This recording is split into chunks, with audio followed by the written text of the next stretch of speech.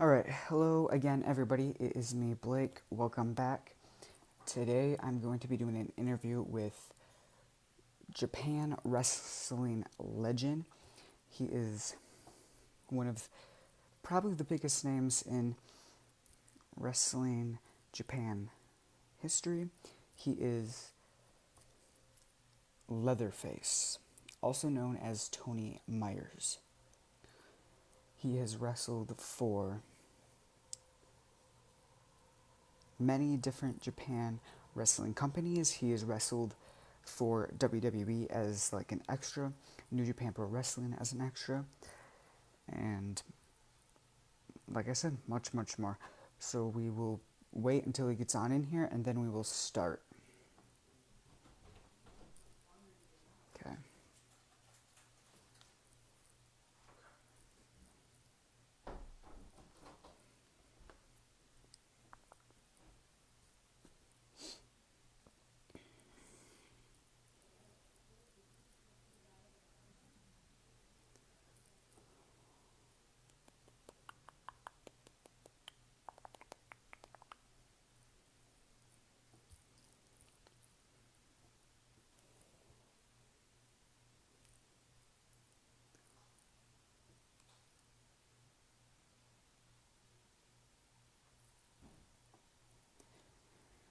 And again, I want to say sorry for the late start. It is because my Chromebook randomly decided to start randomly loading, and which made the questions not be able to come up, and something with the internet for a couple or so minutes. But now it should be good. So again, we are just waiting for Leatherface, Tony Myers to get on in here, and then we will start.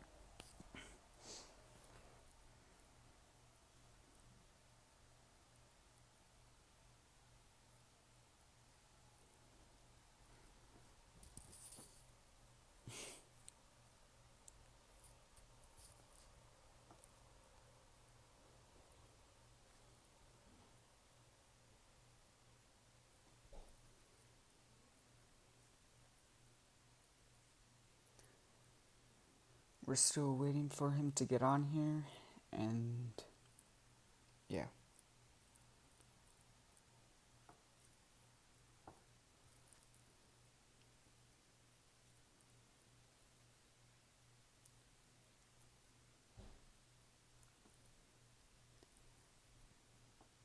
Okay, yep, he's in here.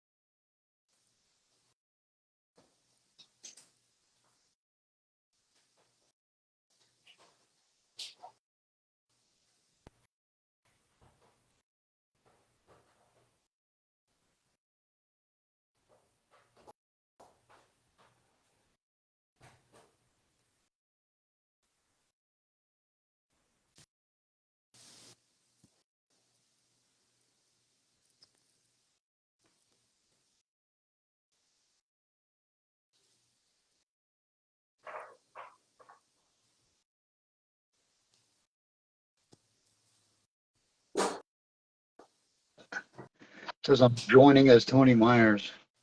The chainsaw's over there. There's a couple of them.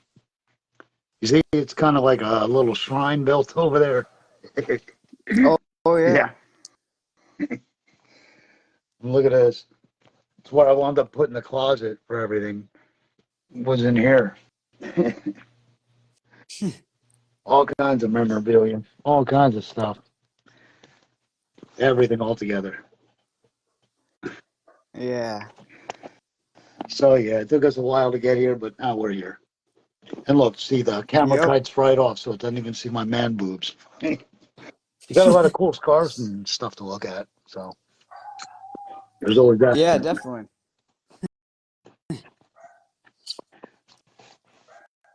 Yeah, so it's all new to me here. I just moved to Florida like a little over a month ago. So yeah, you can see by the mask, it's my actual scalp. It's my real hair. I get asked by more people. So the whole thing, if it goes up in one of those stupid man buns, yeah, the whole thing just slides right over it. It's nothing but it's ode to Hayabusa. It's a Barrett Steakhouse shack. Yeah. Oh wow. Yeah. The gym, the Road Warriors, and just a whole lot of suit jackets back here too. You can see Oh how, yeah, that's cool. yeah. I took one of the black ones and I made it my own. But you can see how many suits I actually own back here. I got a job wearing a shirt and tie. And I work in an office too in Japan. But yeah, if you see the actual craftsmanship on the back of it, yeah, it's you see how it is? It's fishing line instead of just using and tightening up the same mask every time. Yeah, Yeah. fishing wire, which is like 8,000 times stronger. Yeah, definitely. Yeah, All right, so, so I'll ask you my first question. mhm. All right, so when did you start doing wrestling and what made you want to do it? Well, I started going around when I was like 13, 14 years old and just collecting ring jackets and just going to every independent that I could. Because at the time there was like so many out in Jersey and Jersey State Athletic Commission and all that stuff. But then, the closer I got to it, I'm like, wow, some of these guys really aren't too good. They're barely a step above what I do in my parents' basement when I wrestle cushions. So, I would go home, I'd emulate that stuff, and then eventually, it was actually 2 days after my 15th birthday, I was given an assignment to haul a ring to another independent show, and they were short people. And I'd only had like two or three times I was actually in a ring, but they just needed bodies for a battle royal. But I always loved it. I always emulated it. I always, if other kids weren't around for me to wrestle, I would just find something else to wrestle. I'd build my own ring or whatever. Just being a mischievous teenage kid, just wanting to get out there and do things. Yeah. Did you watch wrestling as a kid? If so, who was your like favorite wrestler growing up? I grew up in Jersey, so you'd always see Madison Square Garden and the whole network and everything, and USA Network, primetime wrestling. Growing up in the Northeast, growing up in Jersey, it was always all about the WWF. And then, later on, you found that there was different promotions. There was an NWA and an AWA, and you would see the magazines on the news racks. At the time, they sold magazines out in the open, and it's just you would see all these things on covers of magazines and everything, and you would just get fascinated. You'd be like, wow, there's other groups and there's other wrestlers, and this group doesn't like that group. And then it just, there was so many layers of it to uncover once you discovered that there was like smaller independents out there or whatever. But it wasn't until I was about 15, 16 years old and I already had a couple matches under my belt where I was just like, oh man, like what the hell is this in Japan? Like what are these people doing? This is nuts, like all forms of the wrestling, all Japan, New Japan, it's a serious work ethic, and you were like, what are these Japanese people doing? Like, God, Yeah. you knew that they had more workmanship than the American wrestlers almost, and they tried harder, but it just became another level of fascination because you were like, wow, look at what these people are doing over in Japan. Like, they're like such an athletic, sport-based product. You couldn't help but be curious and go, wow, like what the hell am I watching here?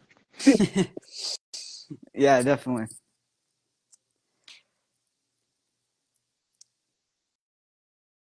Oh, I don't know what happened.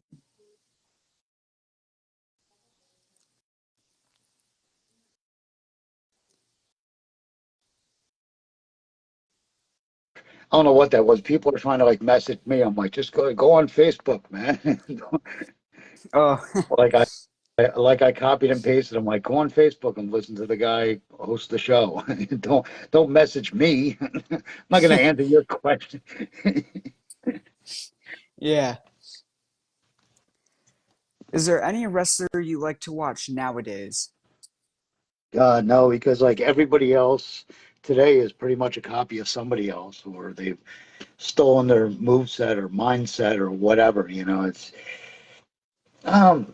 I mean, I have my rare like favorites like El Vikingo and some of the younger Japanese guys are like really, really good coming up, but there's nobody that like I like say to myself, oh, I haven't seen that match of his yet. It's not like back in the day, like Terry Funk or somebody. You were like you had to watch every Yeah. move of his because it was just it covered like every gambit. It covered everything under the umbrella of professional wrestling. There was brawling, there was wrestling, there was reversals, there was Yeah, so definitely. yeah, it seemed to cover everything under the entire pro wrestling umbrella.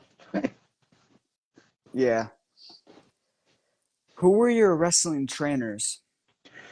Oh gosh! See, originally it wasn't just like an open closed case. It was first I went to Larry Sharp and his Monster Factory, like just talk with the headbangers, the spiders, talk with those guys, and I'm like, man, I was 15 years old showing up there, and I was like, there's no way that you guys remember. I said because not even a year later, Gino Caruso and Mike Masters, Rocky Jones, they had their own school, and then Mike Sharp had his own school in Brick Township, New Jersey, and um, then Bill DeMont had an old racquetball court that was in Lodi, New Jersey.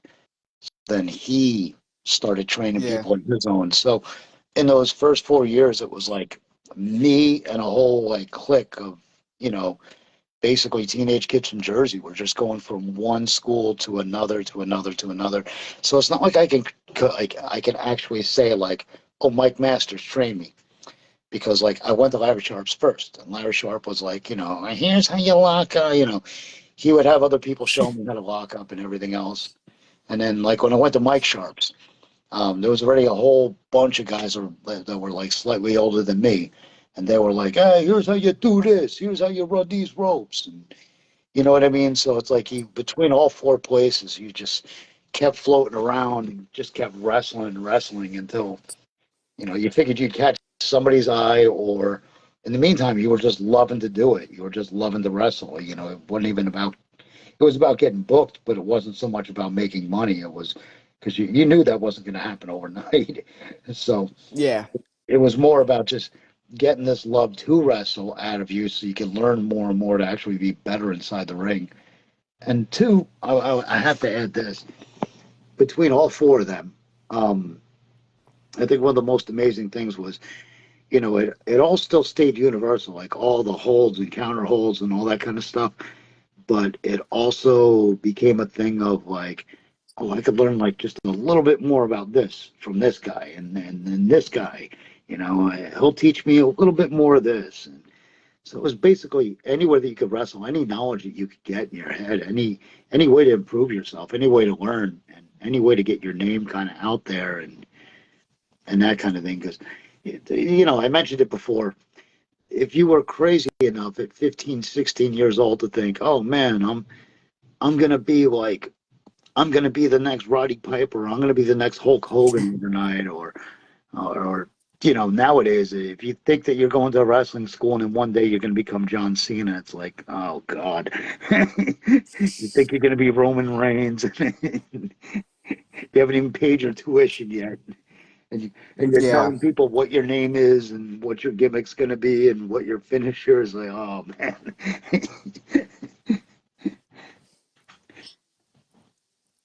In Japan, they have like a quick way of weeding that out. They just they just kick the crap out of the guys. Like, Oh who, wow. yeah, who do you think you are? Why do you think you belong here? Or you get weeded out fast because the other guys take notice of it and they take exception to it. You're all already there. You're all already bonding with people. Um, you're already getting to know other people. You're already getting to be around people that have the same exact thing that you have of interest to them. So it's just like, just relax. You're gonna eventually get there. You're trying to push too hard for something. It's not gonna happen. Have a Yeah. backup plan or something. Yeah. Who inspired you, family and wrestling wise, to get into wrestling? Mm, family wise, it was something I would occasionally catch my family growing up watching. There's always that reserve viewer that doesn't want people to catch them looking at professional wrestling, because it's silly or hokey or whatever. And it was people like me that were just like, screw it, I'm a wrestling fan. I love wrestling. So then you would find other Yeah. friends, and a lot of the local fans at the independent shows. There was always like a Perry Smith hanging around, Joel Gertner. Yeah, just all of us that wound up like those diehard fans, like Sign Guy Dudley and those guys. We all eventually wound up having something to do with professional wrestling, just because we were such fans of it. We all like bonded over it. We all got to see each other every single month at the matches, and we were like, So then you would just have another part of the conversation for this guy, or you know, um, I remember at one local set of matches. It was only like 10 miles from where I grew up in Jersey. I'll never forget this ever. I remember all of us coming together and we're like, what do you think? They got Percy Pringle up there as Paul Bearer. He's a brand new manager for The Undertaker. And all of us were like, yeah, let's see what happens, man. We were all just fans. I probably got more encouragement from them. My own family, of course, they wanted me to have a backup plan. They wanted me to stay in college and that kind of thing. But I mean, Yeah.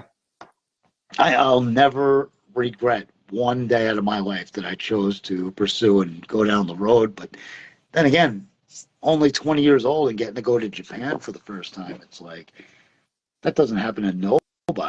So you realize early on just how lucky you truly are. I guess you don't want to jinx it. You don't want to, you know, but there's such a Yeah. long road Definitely. ahead of you. Yeah. Yeah. Who would you say has been the stiffest wrestler you've gone in the ring with so far in your career? Oh God, there's been so many. There's been a whole bunch of them. Um, Hero, yeah, definitely Hashimoto. Tomohiko Hashimoto. He's a great big old dude that comes out to that colors, the rap song. And he's got the Yeah. bandana over his eye and everything. He's one of the top guys right now in Noah. If you ever get to see him, dude's a legit 6'3", and he's a legit 320 pounds. And he says that he's never done a squat a day in his life because he came from the world of the MMA. Getting hit by one of Yeah. his forearms, oh, I didn't even know where the hell I was after getting struck. But there's other guys for other reasons, like Oya Takase. He's one stiff little bastard. The guy that just passed away from the Truth Commission, Mantar, the guy that was Mantar. I Oh was wow. down in Memphis and he would headbutt me, and I would just be like, "What is this guy's deal, man?" Um, there were a lot of guys that were unintentionally stiff. To this day, one of my better friends is Road Dog. I just everything about that guy. he's such a man's man. He's such a great dude. Um, I remember one corner being one time backed up into the corner on Memphis TV on live TV, and he's just jabbing me in the corner. And Road Dog, the guy from New Age Outlaws, DX, Yeah. he hit me with a right, or no, he hit me with a left that just rung my bell. I remember we went to the back and he's like, I caught you on that second one. I'm like, dude, I looked up and like everything colors reverted on me. I was like, man, I remember getting, there's been so many guys throughout the years that have continually been stiff and they're just like unapologetic, like, oh, that's the way I do it kind of thing. But I mean, Yeah. as long as it's safe, you catch me in a safe zone and you're not swinging for the fences to try to hurt me. Hey, I'm good with that. Things happen. Yeah. It's the world of wrestling. Either somebody is not Yep. very good at what they're trying to do, they're intentionally that way, and there's nothing they could do about it, or there's so many different ways that you could actually look at it because everybody's individual and everybody's different anyway. So, yeah. Yeah. Were you ever in school or amateur wrestling as a kid? Mm. I tried it and I remembered that the wrestling coach from my high school hated my guts because I was like a smartass in his class. And not only that, I didn't have a lot of friends in high school, and I was daydreaming about wrestling constantly. So that guy had in for me, never liked me, whatever. So he would just, I remember approaching him around my freshman, sophomore year, and it was just like, yeah, I want to get on the wrestling team and all this stuff. And he was just like, gave me this look like, you're not going. And like, I was doing very good at lacrosse anyway. So I was like, well, then I'll just use winter track to stay in shape for it. I don't care. And, by then, too, my freshman year of high school, I already had a professional wrestling match. So it was just like, well, then what do I need with this amateur stuff? But then I didn't realize that for professional wrestling, they were going to try to teach you a lot of amateur stuff. So, I kind of, Yeah. yeah. And even to this day, I still go to Hamaguchi's gym in Tokyo. Uh, he's got his gym. Every single one of the top New Japan pro wrestling guys have come through Animal Hamaguchi's gym. He's had so much homegrown talent from Tajiri, Tetsuya Naito, um, Hanma. These are all top guys in New Japan. And Yeah. um, everybody goes there. It's just number one is to test out your endurance. Number two, it's to get yourself into like ring shape, like super shape. And the place is only like 5 blocks from my house over there. Plus, um, it's the camaraderie, all the guys, and whenever somebody comes in there with intentions of pro wrestling, they'll just send them right to me, and they'll be like, "Hey, you can learn holds with Tony over here," and I'm always down for it because I'm breaking a sweat, and it's helping me in the long run, just keeping up with them because these people are half my age, they're half my size. Brings out the best in you though, and it motivates you too. Definitely. Oh, you see the younger generation. I hate when people sour on them and they're like, "Well, that's not the way wrestling's supposed to be." It's like there is no template for professional wrestling. It's all about trying to make money, draw money, make money at the door, and you know, who told anybody that? Oh, that's the way pro wrestling's supposed to be, or you got to think outside the box sometime. You got to Yeah. you look at pro wrestling DDT in Japan, and I mean, what athletes? All those guys are tremendous athletes. So who's anybody to say that anything that they're doing is wrong? They're making money. They're making great money with solid sponsorships. I mean, it Yep. yeah, it gets to the point where it's like, who is anybody to say with how much wrestling changes, with how much it evolves, with how much it gets with the times? Who's to say that one thing's wrong? Wrestling's always going to evolve. you know, Yeah. I can't. I just can't, as a wrestling fan, bear to ever have been one of those guys or see myself as one of those people that there's only one way to do it. There's only this way, and it doesn't mean to defy anybody who's training you or anything, but it's to say that more along the line of once you have those basics, then you could try to introduce new ways, new reversals, new holds. But until you learn from, off the top, I would say, just hang out and observe more, and especially for the younger generation, it's like you're not going to tell these older guys anything that they don't already know. And you're also not Yeah, going to tell them, yeah. So it's like, what could you possibly have to say that you're talking over this guy that has this experience or whatever? Like, what could you possibly walk up to an Undertaker and tell him that he doesn't know about wrestling? Then you'll get people that yeah. are like, that'll be like, well, Undertaker was kind of quiet when I was around him. It's like, yeah, did you go over there with a big loud mouth, or did you go in there and just listen and observe, mind your business? Like, which one did you do?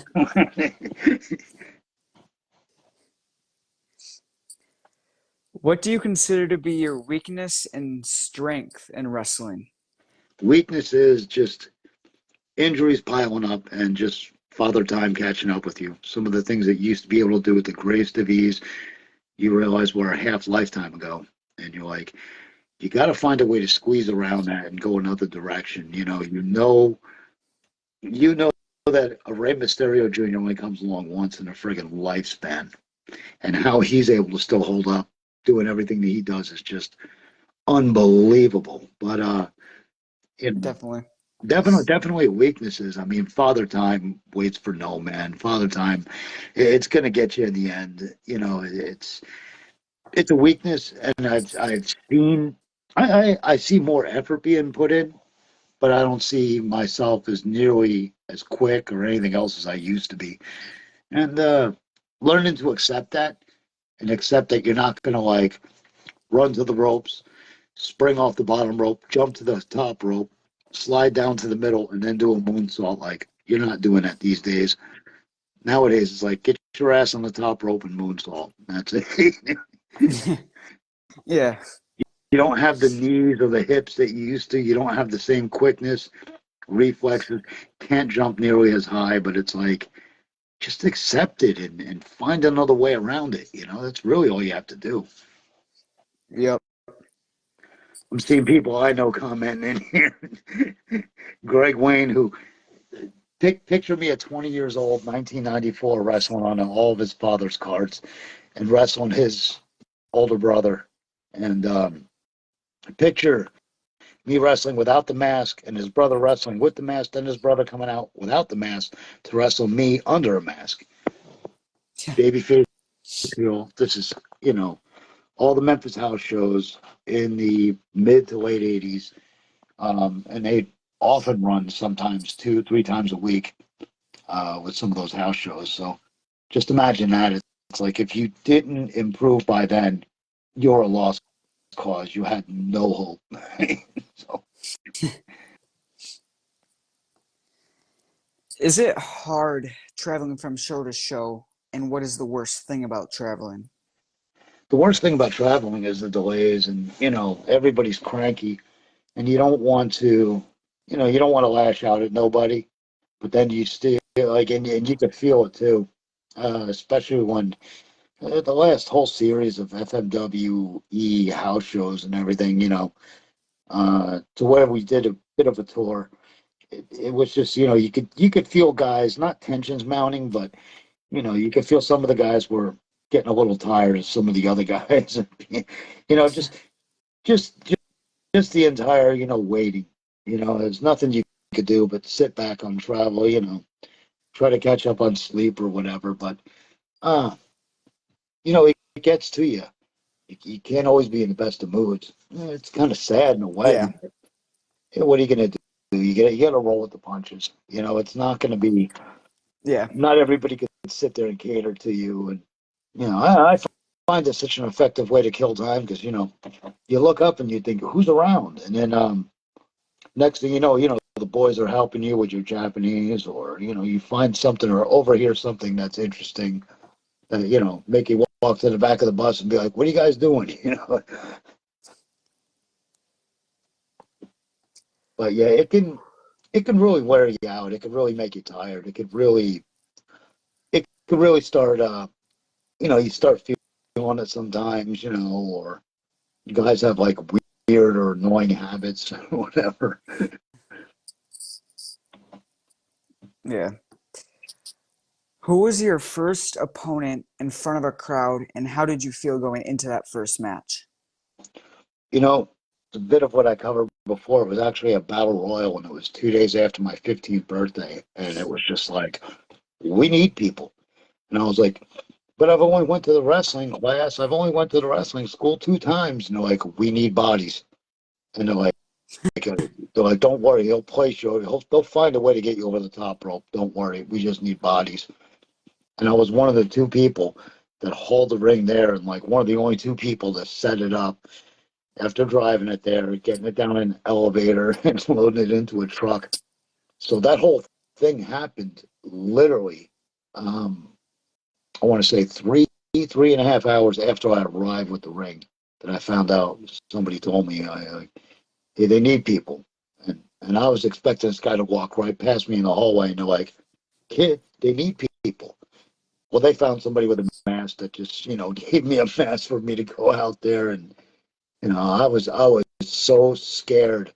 I got to the point where I would try to go up to the ring and try to walk around the ring, and they're like, they've already started letting the people in. There was when they say people, there was maybe 30 people there. It was in the middle of like a snowstorm too, and which is why half the wrestlers didn't show up, which is why they needed people so bad that they took a kid 2 days after his 15th birthday and just threw him under a mask for a battle royal. But I remember trying to go back out there I was like, maybe if I walk around the ring, I'll feel better about being around the ring or whatever. And they were like, hey, Yeah. get back here. They've already started letting the people in. And I was like, oh, yeah, yeah. And I'm thinking, my God, what the hell am I going to do for like costuming purposes? Like, what am I going to do? I was like, so I wound up wrestling barefoot because the socks and the docksiders that I wore docksiders with socks. So the docksiders and socks that I showed up in there, they're like, there's no way. So I wound up going out there barefoot, and I took a pair of sweatpants, and you know how you could I pulled the part that rolls up at the bottom of the ankle. I pulled it all the way up, and then I tucked the other part in to make it look like I was wearing knee pads because I didn't have any gear with me. I didn't I thought the worst Yeah. thing that would happen is, or the craziest thing to happen would be if they made me a referee. I'm like, oh, okay, then all I got to be handed is a ref shirt because I thought, I've already got sweatpants. Those are kind of like referee pants. I didn't know Yeah. anything, but I just remember that like the final hour leading up to me actually getting in the ring for a battle royal that was like an hour and a half away, that was 90 minutes away. I was so scared, especially at 15 years old. I'm like, I barely been taught how to lock up. I don't even have to take a bump over the top yet. I haven't been taught any of this. Oh man. And Yeah. what made it worse is the guys got angry with me because every time they go to throw me over the top rope, I know how to take that bump. And I was like, I'd scoop back into the ring and I tell them, I don't know how to go over that. I don't know how to take the bump to the floor. Like just and like one Yeah. of the guys picked me up like a body slam me so that my feet landed on the apron and just kind of pushed me off the apron. And that was my debut. Crazy. Yeah, and then like months and months later, there was like a couple of six mans I was involved in. Altogether, when I was like 15 years old, I want to say I had like 5 or 6 matches tops. Oh, wow. Yeah, and most of them were battle royals. So Yeah. How did the crowd react when they seen you for the first time in that match?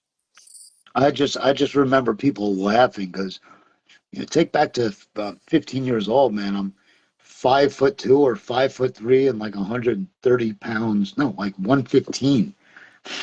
I think I was Huh. actually Yeah. 150. Yeah. So like people are looking at it like, is this a joke? Like what the hell is this? And then I'll never forget afterwards. I guess the guy paid attention to what kind of like sweatpants I was in, and I wore the same pair that I used to wrestle in because I didn't even know I was going to wrestle that day. And I just remember like one guy going to leave going, see, that wasn't even a wrestler. That was a ring crew guy when I was tearing down the ring. Some wise ass said that. I was like, what the hell? I was like, what is wrong with these people? Like, why is everybody? I was like, I tried though. Why do these people? Why do they hate that? It was like, I just remember one guy Yeah. when they came walking out. This, it was like, it was kind of like Central Jersey, which Jersey is the Garden State because of all the, crops and everything that they plant and can grow and the climate and everything. And it was like this old farmer looking guy, and he just goes, "Ow!" When he saw me walk out, this old farmer guy just goes, "Ow!" like, like, and the stupidest thing, like to try to make myself look like a wrestler. I wrestle without my shirt. You can imagine what an unathletic, like 115 pounds at 5'2" looks like. Yeah. And then just as time went on, like I think I sprouted like 5 inches or so between like my freshman and sophomore year. But looking looking back at it, I had no business climbing in a ring. No, and and if you know now, the worst thing you could do is send somebody who's not trained out there. They just needed people. I remember there Yeah. were 5 people in that battle royal. They were waiting for everybody to come together.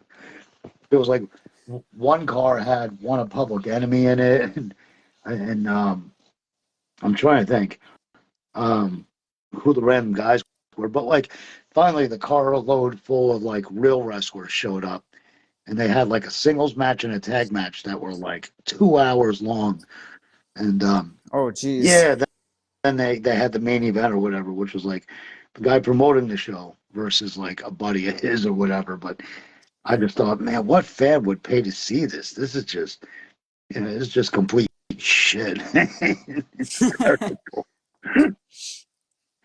It's just terrible. And I knew it too. I knew it going in. I was like, look at Yeah. them. I was like, they don't even have. I was like, they don't even have enough wrestlers for this show. What the hell am I doing here? And then they let somebody like me wrestle, and I told you I just barely turned 15 years old. Like, who the hell would do that? Yeah. Right. But at the time, you're so happy to get there and so happy to do it that it doesn't matter to you. You don't care. You're, hey, look, Yeah. I'm a wrestler. Yeah, I'm a wrestler. All right. If you could go back in time and wrestle anyone that has passed away, who would that be? Oh, gosh.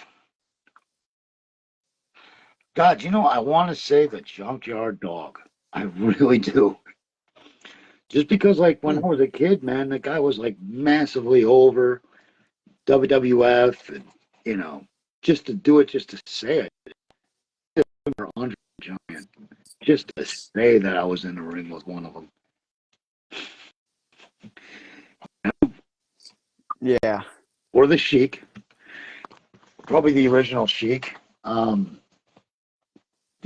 Iron Sheik, there's been, like, a couple of tag matches, but anyway, I want to say the original Sheik. I remember it was me and a couple people went out to the ring when he wrestled at the ECW arena before ECW was ECW and Extreme.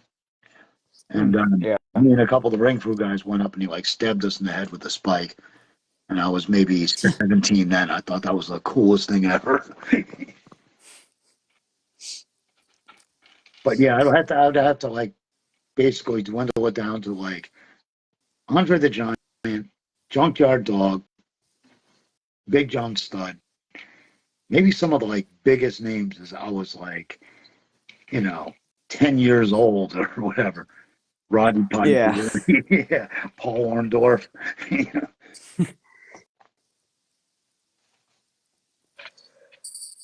Who is or was like your top dream opponent? Until I actually got to wrestle him, Terry Funk. I Yeah. was like, if I could just do that. And then I didn't realize that like Funk would wrestle anybody.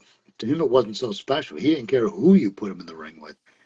Um, but like just being a job guy, just breaking around in Jersey and breaking in around there, like the Savaldis, they had ICW, IWCCW. I mean, like all this was It's just kind of in a weird way. I was a job guy and a young boy when all these old places were starting to go out of business and nobody had TV anymore and that kind of thing. Um, so I was able and fortunate when I went to Memphis too. I was so able and fortunate there to have gotten to wrestle guys that were just, pretty much getting out of the business by then and that kind of thing. Um, you know, so for me, it was like all these dream match opponents. It kind of happened like at a silly pace with me because, like, um, especially Memphis TV because I was a big Memphis fan. But they also too they had the WWF guys routinely coming through town. So then, Yeah. the entire like bucket list of wanting to wrestle this guy, wanting to wrestle that guy, dream opponents. It's funny how fast it all faded because like one by one, I was like, oh my god, I got to wrestle Sid Vicious. I was like, um, Tom Pritchard, and, like guys that you knew were just good, like solid talent, like Memphis. You walk in there and oh, okay, I'm wrestling the Dirty White Boy. You always knew he was great, and it was just Yeah. so weird to me that like they didn't have much to discuss with you. It was just like, okay, this is this, that's that, and then there's the finisher. And it was like, by then, you learned enough about wrestling to know don't try to say too much, don't try to talk too much, don't put your own stuff in there. Like, you know, um, and eventually, guys like Tracy Smothers would allow you to do all kinds of moves and everything and just call them fly. So you were like, little by little, more and more people would trust you as a job guy. You're like, they would see you in the ring with other guys and be like, well, I've seen him do a drop kick. All right, let him do two. Kind of got full Yeah. there. When I broke in, it was like a real era of a lot of the guys that were leaving wrestling that had been such huge names were getting out, so I got a chance to wrestle all of them too. Yeah. Who is your three, if you could narrow it down to three favorites that you've wrestled in the ring, who would you put on your top three favorites? Gosh, I hate to say that, like, they'd have to be like Japanese people because, like, I've wrestled Akira Yaguchi a billion times in 1,000 different incarnations. Same thing with Naoshi Sano and Hiroshi Watanabe, him too. Like, he was one of the zombies when I first wrestled him. They had like Zombia 1 and Zombia 2. And he was like one of the zombies. And this is like when I'm 20, 21 years old. And I was having matches with him then going, wow, these are pretty good. I thought they were good. We were just young guys trying everything. Um, Yeah. Stateside, oh, easily. If I could I always thought Road Dogg was the smoothest guy, for a larger name, for what he became and everything else too. Um, I just thought he was like so good. Like when that guy didn't get the credit that I thought he deserved, people having great matches with him, I'm like, they've never been in the ring with him. It's the same thing with like a Jamie Dundee. Like that guy could have a great match with anybody. Lawler's the exact Oh, same way. I never got nervous wrestling Jerry Lawler because he was so good that you knew it's impossible for him to have a bad match. Like you could yeah. not have a bad match with Jerry Lawler. It's impossible. Just because Yeah. you could feel his hands like ever so slightly moving you in this direction. You could not screw it up. There's guys out there that are so good like that. Like for early on, we all knew that The Rock had something. We just didn't know how much Yep. something he had. But him too, he was like a smooth guy. And I remember like a half dozen matches in, he goes, I want to try that dive over the top. If you could get a hand on me, if you could catch me. And I was like, this guy's only had like maybe not even a dozen matches yet. And he's wanting to do that. And he trusts some idiot like me to catch him. Like, what do you say to that?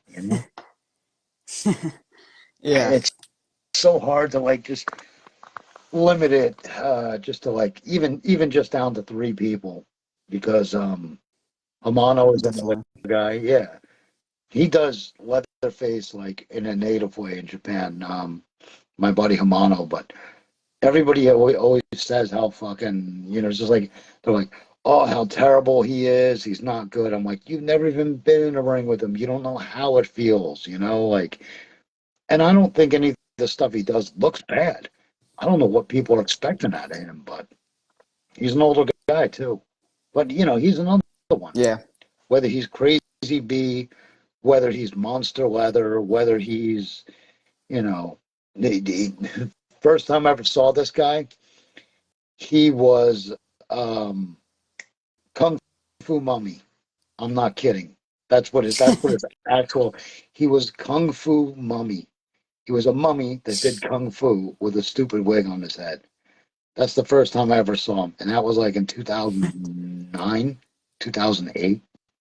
And yeah, he's had a billion incarnations since, but I always felt that like the scrutiny from the media on him is just so harsh. I'm like, he's not that bad. He's really not. But as far as like yeah, favorite, oh yeah, like him or Mr. Pogo or Nonita, um, Sano, Achiro Yaguchi, Naoyase Takase, who I've had, I mean, hundreds literally of matches with him too. He would wrestle under different masks and everything, different identities.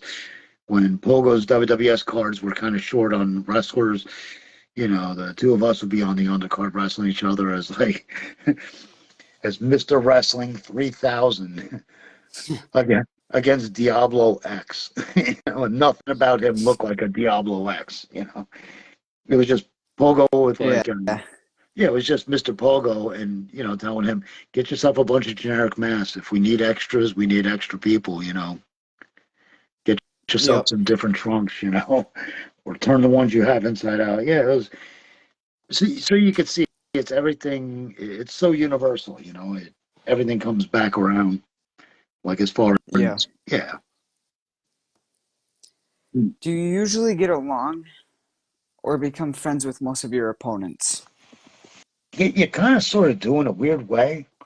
But then there's like for years and years and years, I was really tight with Nozawa, Rungai, the guy from Juggalo Championship Wrestling and Impact and all that stuff. And then eventually with him, I'm like, I saw him become Booker of Noah, and I was just like, we were friends for what we were at the time. Now he's not like one of my best buddies. We were really tight then, but I'm like, I guess he just kind of sort of moved on. So everybody thinks that like Yeah, everyone back there is like best buddies, and they're not exactly. I mean, there's not only is there professional jealousy, but some people in real life, you just know they're not going to get along. Like you probably have it at your school, or you probably have it even if you work like a part-time regular job. There's just some people just don't want to get along with one another. yeah. If you could make a Survivor Series match, including you, with four wrestlers of any era who are still alive, who would you choose as partners? It's kind of like just to claim that I partnered up with them. Oh, it would kind of be yeah, it'd kind of be easy here. I would have to say Terry Funk just because he's Terry Funk. I would definitely say Hulk Hogan just because he's Hulk Hogan, and for me to say, hey, I teamed up with him. Oh no, wait, you said living. Oof, man, that just made it harder. Um, whatever's left of Mick Foley, just because he's Foley. Oh, Same yeah. thing with Ric Flair, just to say that you teamed up with a Ric Flair. Um, John Cena's another one. Because I think the guy unfairly does not get the credit that he really truly deserves. I'm going to say on a personal note, Chris Jericho, just because Chris is. I'll explain this about Chris Jericho. It's really strange. Jericho is the most non-big headed professional wrestler I've ever met. For all the stuff he's done, for all the places he's been, all the money he's made, all the dream match opponents that guy's had, all the WrestleMania moment, everything. Chris Jericho remains like one of the most humble, down to earth, nicest guys. Like when Rick Titan passed away, he knew that Rick Titan stayed at my apartment. You know, the guy that was the fake Razor Ramon. And Oh, anyway, oh yeah, Rick Bogner. Bogner, right? Well, he was Big Titan, but that's because the Japanese office messed up. His name was supposed to be Big Titan, but his name was supposed to be Rick Titan. That was his wrestling name in Canada, right? Well, the Japanese Yeah, were like, they thought that they meant Big Titan, so they always called him Big Titan. Yeah, but Rick Bogner, he was a motivational speaker up until the day he died in Canada. And so many people came from Canada, which you know that they're driving over 30 miles away just to make $40 if they're lucky every night in Memphis. So I knew that he had been let go or he was awaiting reassignment from the WWF. And I'll never forget Chris Jericho reaching out going, "Hey man, Rick always said you were good to him." And you know, he was like, that was my buddy there. He said that to me after he passed away. And I thought, for you to take the time out to, I wanted to ask him, like, how the hell did you get my number? He's like, you've always been a phone call away.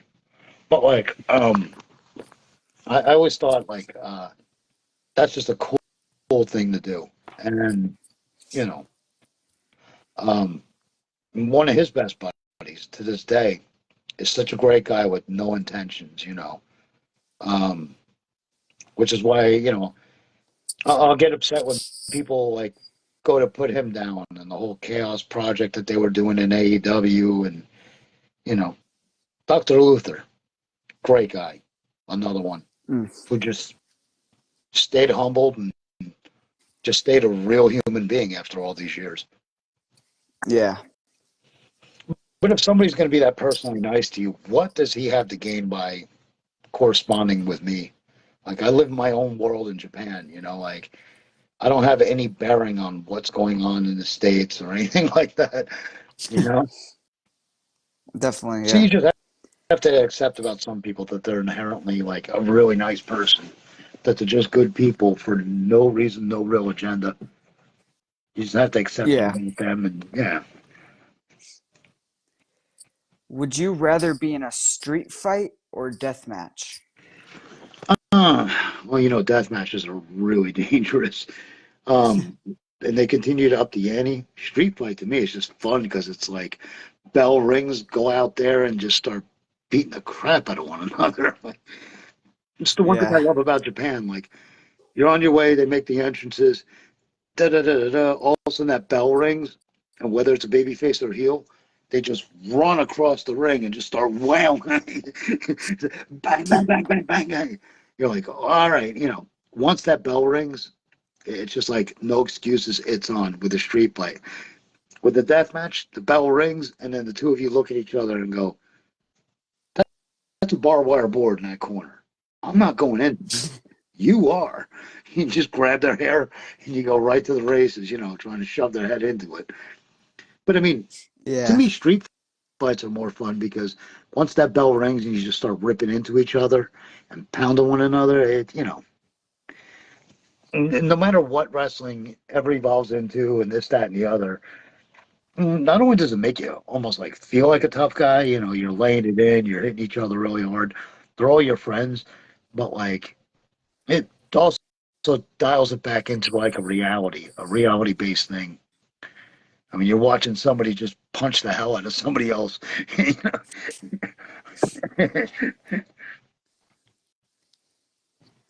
Would you rather be in a blindfolded match, handcuffed to your opponent, or a dog collar? I think there's more to do with the dog collar.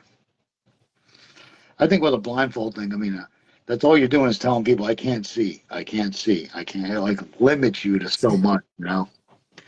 You're spending half the time like pointing to the guy going, is he here? Is he here? Is he here? And the fans are going, yeah, boo, yeah. It's cool to involve the people, but I think even fans, they get tired of blindfold matches, you know, where they're just, it's monotonous, you know? Like, he's Yeah, behind you. I think even fans get tired of their involvement in a blindfold match. yeah, And there's just so much more to do with the strap. Think about all the moves that you could perform with a strap wrapped around somebody's leg and dumping them on their head or whatever. yeah, or tripping them. Yeah. wait until the guy walks away, kicking his foot out from under him too. And then once he's down on the Yep. mat, you already got a strap in your hand. Why not? You either lace into him with a bunch of stuff or put it around his neck and drag him places. Yeah. Is there any piece of merch that you have or had that has sold out pretty quickly? Oof. So much stuff has, and that's the amazing thing. Like, the stuff that you see behind me here is like stuff from personal, like growing up, like in the one bin, and then in like this other bin, half of it is all stuff that I've collected on me from the independents, and then the other half of this giant box is like all stuff from Japan. So I try to like save that, and I've got like a whole ton of posters, and there's over here, there's over there on that table on top of that dresser, if you can see it. Yep. You look close, it's nothing but keychains, stickers, magnets, mouse pads. There's buttons in there, fan art. Somebody painted a nice picture of me and all that stuff. Um, Oh yeah, wow. so like I collected my own stuff from over there. Keychains, I think I said that. There's coasters over there, like myself and a whole bunch of magazines. And now I've started to go out there and try to collect more on myself because like I just think about all the years that I just kind of would see myself on some merchandise and be like, eh. But um, the one day I was walking down the street in Hanjo and I saw a bubblegum machine and it had my face. I've got this picture on my Twitter account. It's got me on the bubblegum machine. I'm walking down the street and I see myself, my face, like a cartoon character, and underneath it, and got the content says Chainsaw Tony. And yeah, and it's got, Oh wow. yeah, so like stuff like that is just so neat. Now I'm making it a point to start collecting my own stuff to keep, but I'm doing an experiment this time around, like because I'm getting to where they could order T-shirts from either here in America or I'm trying to get a hold of the guy from Takasaki who owns it's like a museum there where they can print out the T-shirts and then I get a cut of what's sold. But so many of those T-shirts went so fast last time that I was like, this is the last time I'm bringing T-shirts here because I was like, it's just a pain in the rear end keeping up with the sizes, keeping up with all the inventory. But I couldn't believe how fast the keychains went last time. So I'm like thrilled to bring back all new ones. I got that, and I got magnets coming, and I also have, buttons like 1 by 5 inch by 1 by 5 inch like button that you pin onto Oh something. yeah. Yeah. Did I say magnets already? I got 3 inch Yep. magnets like you put on your fridge, and then stickers. There's Oh stickers because okay. I saw how well the stickers did over there, and instead of buying out a whole bunch of stickers from those people and selling them for what I want to sell them for, I could just get them for $1 piece a here and $1 piece here and just sell them for, whatever I'd like to over there. Most of them go for like $30, $40 a piece.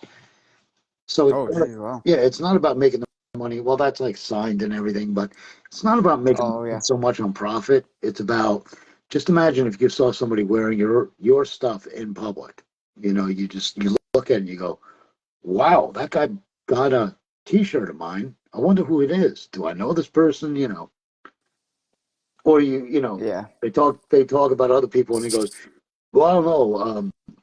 He's like, my kid's favorite wrestler is a Leatherface thing, and it's like a Japanese guy telling me.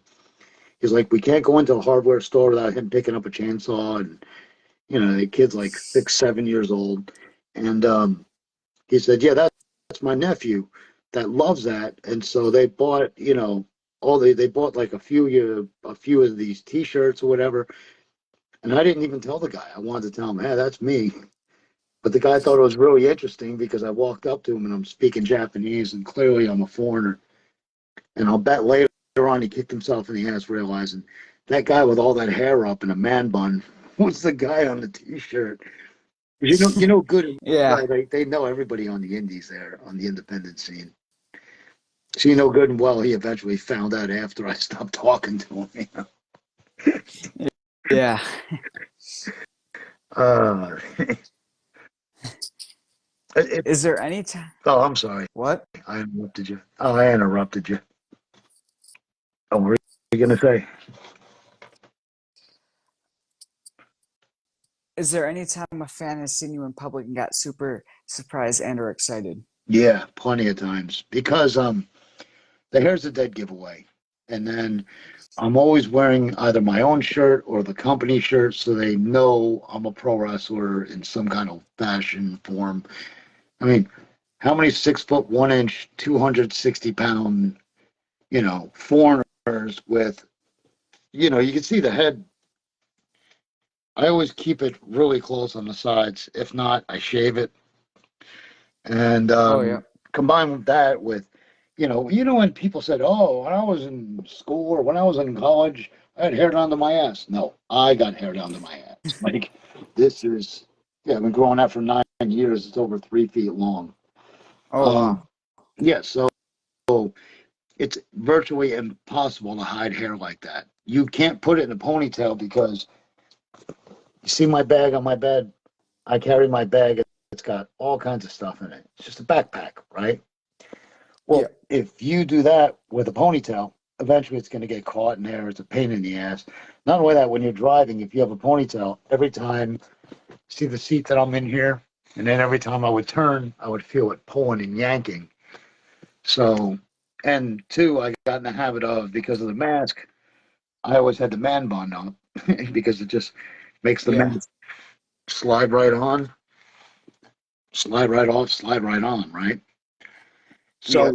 So, once people see the hair, they know something's up. They're like, that's either that guy's in a band or something.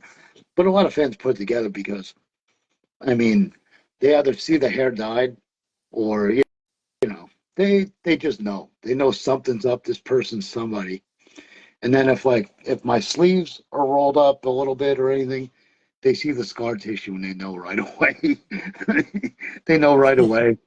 I'm best known for all the deathmatch stuff. But yeah, they know right away like Yeah. something's up. It makes it virtually, it makes it cool in a sense because you can't virtually go anywhere without someone going, "Hey!" They know you either from the gym, or they know your story, or they know that you're a wrestler already, or they've seen me wrestle without the mask, and they go, "Well," because everybody in Japan, everybody especially in Tokyo, they know it's the same guy. I mean, I'll do other independents as Tony Myers, so I mean, people can put it together really easy. They see it for what it is. Not only that, um, years ago during one of those press conferences, at Sushi Onita did the whole gimmick where he goes, "Don't call this guy Leatherface." He goes, "We've had Leatherfaces in here before," and Onita's idol was Terry Funk, who wrestled as Chainsaw Charlie. So Mm-hmm. yeah, so Onita goes, "Call this guy Chainsaw Tony, because that ain't nothing but Tony Myers from Memphis, Tennessee, wrestling under that mask." So once he did that, it was like people already knew. I'd be in Kurokan Hall, I'd be going to wrestle someplace in Tokyo, and they'd be like, "Tony Maya."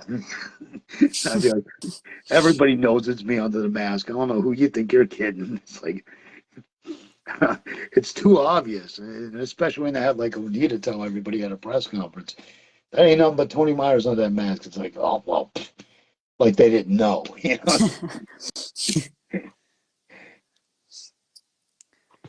Who is your favorite horror character and favorite horror movie? Oh, that's too obvious. Yeah. But other than that, I love the whole Jason thing too. So just because it had so many layers of story there, with the mom being the original killer in the first, and the son seeking out the revenge. Remember, he wore like a potato sack over his head in the whole second one. You remember? And then he finally finds a hockey mask to wear. But the Leatherface thing fascinated me because what a whole band of freaks, you know. And there are people in Texas that are pretty much still living like that to this day. They're cannibals, and to me was such so many layers of the Leatherface Texas Chainsaw Massacre thing because how did this family get to this point? Who did they procreate with? Where how did these people exist every day? What do these people do if they have a toothache? Like there's so many questions that come up when you look at it and you're like, could this really happen? And I mean, when the first one was released, that was the entire rumor was that it was based on a real story, but the girl went nuts after the whole, you know. So, but yeah, the entire Hewitt family and everything. I mean, Texas Chainsaw Massacre. It always fascinated me, and then just imagine how much I loved it and loved the character. And I thought the coolest thing was watching a wrestler do it. And I thought, wow, how is this going to work? But like, you know, you get into it, you get into it. You kind of combine Randy Savage's voice with Ultimate Warrior and all that. You combine those two. You put about as much effort as you can into it. Like my whole thing has always been when I go to wrestle, I want to be the kind of wrestler that I wanted to watch as a kid that would interact with people, that had charisma, that would scream and yell, and you know what I mean. Like I wanted to do that. I didn't realize that getting up the energy to go out there and do it at 49 is going to be a different story when you're 49. But your Yeah. passion, it's your love for it anyway. You carry through on it because you go, hey man, people pay good money for this. Like, um, I had uh, I had an old necktie that I used to wear, and I remember selling it to one of the fans, and I remember getting a crazy amount of money for it. And like, it's one of those things that kept me motivated. Was I go, listen, someone like that is out there that's willing to spend good money for that kind of stuff, and like, you have to work extra harder just to keep up and prove that you're worth it. Like every night I was doing whatever I could to get as tired as I could, to be as drained as I was of energy, to use every bit of energy that I had to keep spinning around, going nuts with the chainsaw and everything. And I was like, not only is like me getting myself in good shape because it takes a lot of energy, like you you're restricted with a mask for your facial expression, so you let other things overcompensate for it. You get more hands in there, you get more, body movement, kicking your legs, screaming, whatever, you're gonna have to do that because you're restricted here. And people could still see the crazy eyes and the teeth and everything, but they don't get to see the rest of what's under. So use other things to compensate. Swing the chainsaw some more, rev it a little louder, chase more people around. Like you got to do whatever you can to. Somebody's paying that kind of money for a ticket. Give them every bit of their money's worth. You have to, whether you're fat, lazy, old, young, inexperienced. It doesn't matter. Those Japanese people, even if they couldn't speak English, now my Japanese is fluent enough. I understand everything they're saying, but like, um, you're already something different. Own it, like prove to them that you're not just there to make a payday. Prove to those Japanese people that like I belong here. I'm willing to give you my effort. I'm willing to give you as much as I could because I'd be buying a ticket right now if it wasn't watching me. I'm always going to be a Yeah. wrestling fan. I try to explain to people when they say like, "Well, how do I get a foot in the door in Japan?" It's like you don't seem to understand. I was handed something that was already something successful, but for 6 years I spent on the indie scene in Japan, spinning my wheels trying to get somewhere. I'm under all these different masks. Because they could use you 2 or 3 times in the same show, under different identities, and that's the way that a lot of the indies go over there. So, for me, it was like, and then Mr. Pogo opens up WWS in 2000. And so, at that point, it was just like, all right, they hand selected me to carry on the Leatherface thing. The original had legal problems, and the other one led a great life with a beautiful young Japanese girl that's still his wife to this day, as he owns a ranch in Winnipeg. So it's like, honor my forefathers' work, everything that they put into to make this thing work. And on top of it, it could have been anybody but me that was selected, to be put in it. I'd done every gimmick Yeah. there was to known to man, just to get to that point. But like, um, I never took it for granted. That's why even at my age, I'm still going and like I'm getting excited thinking about in 4 weeks I'm gonna be back in Japan. I have so many friends that I consider family. I've spent my Christmases, my Halloweens, my birthday, New Year's Eve, New Year's Day.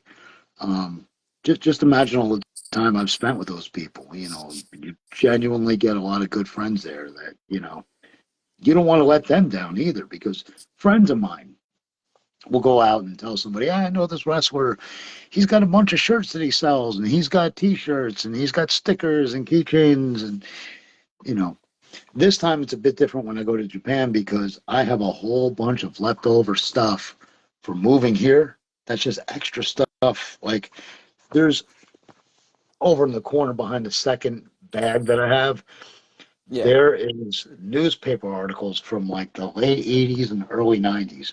What I'm going to do when I go back Oh to wow. Japan is bring it with me. And then I could sign those and give them to private collectors. And, it's number one, I'm being paid some money for it. Number two, it's like they're going to have more value in that than I am of that.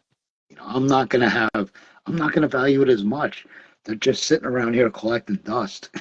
so, Yeah. so yeah, it's one of those things to where it's like, well, somebody that'll value this more than me will get it. They'll know Yep. what to do with it. Yeah. Me, it's just a bunch of stuff that's just going to sit around here and collect dust and not get out there. Somebody else is going to enjoy it a lot more than me. Let them do that. Yeah. Yeah, I mean, If a movie was made about your career, who would you want to play you? oh man, I don't think anybody could ever get my mannerisms and everything. The closest person that comes to that is my kid, but she's a girl. so anyway, I don't know. You'd probably have to get some chubby guy, right? You probably have to maybe nah. I was gonna say, hmm. I don't see Seth Rogen couldn't pull it off. Adam Sandler, no, he's too sophisticated. I can't name any decent Middle Eastern people. You can get to play me. Shoot. Man, never actually sat there and thought about it. Well, you're coming up with a lot of questions that are going to make me think later. I'm going to be like, damn it, I can't believe I didn't say that. Yeah. God, I can't imagine who. Get a young person that hasn't been discovered that they could find at some local like theater. That's somebody, you know what I mean? Um, Give Yeah. it to somebody like that, but they would really have to study and examine me. you know, Yep. that in itself might drive them nuts. Annoying habits or something. Yeah. Yeah, at first Pogo would just give me a mask that just it had, everything was enclosed. It was all the rubber casing, everything, top of it, and it was with the fake wig and all that stuff. Man, every night I would take that thing off. I mean, sweat would just be dumping out like this one under here. Sweat just runs right down, just runs right down your chest, and Yeah. Yeah. not only that, this is the actual mask from one of the Texas Chainsaw Massacre movies. The Oh exact wow. design and everything, yeah. But it's an old Lucha Libre mask that it was bonded over. And, after a couple of resizes and remeasurements, and you saw what I did with the fishing line and everything. The Yeah. guy that I took the gimmick over from, Rick Patterson, he makes masks. He does like one by one. He makes his own, and people pay like $400 or $500 because he puts so much labor into making the actual mask. I think Yeah. it's $70 or $100 worth of just material alone that he uses. It's incredible. But yeah, the rest of it's just his labor of love, and the fact that he took out the time, that much time to make them. Um, but yeah, I was when Pogo wanted to bring it back in the year 2015, 2016. I remember him coming to me going, "All right, work on your upper body, get it much bigger." And I was like, what's he getting ready to do?" And then he said, "We're bringing back the Leatherface thing in World Wing Spirit and WWS." And I was just like, hmm. And I told him, "Hey, there's a couple things I want to change around." He's like, "Yeah, what's that?" And I go, "It'll be cool if every day that, all the time that I use it, and, if I get the cuts, gig marks, razor, whatever. I was like, we'll leave it like the shirt's just torn apart, like I look like a zombie. Like zombies are the in thing back then. I was like, and then Yeah. we used my real hair, and so I came up with all this stuff, like having the Hayabusa style mask. It's modeled after a good friend of mine that passed away. He was a great, great guy too. So that was my way of always honoring him, was to go with the exact same design mask wise that he had. So, but yeah, I told you before. I remember, like, for the people that are out there that aren't prone to it, you and I had a conversation before. We were going back and forth, and I told you I tend to ramble, but so I'm still trying to stay on point with you here. Yeah. If you got to choose this stipulation for your match, what stipulation would you choose? Explosion. I still love the explosion thing, and when it's done right, it's the most beautiful thing in the world, and it's just I've heard other people say, yeah, but none of the ringside fans, you notice that they don't get hurt, and it's just silly, and it's just like to each their own. But to watch that build up for the entire thing, and then watching somebody go into something that's an explosion is like, to me, it's so cool. The whole boom, Yeah. boom, yeah. Now the engineering isn't here stateside, obviously, that they have overseas, but still, it's the entire, if I had to choose a stipulation, go with that. Or a hair match.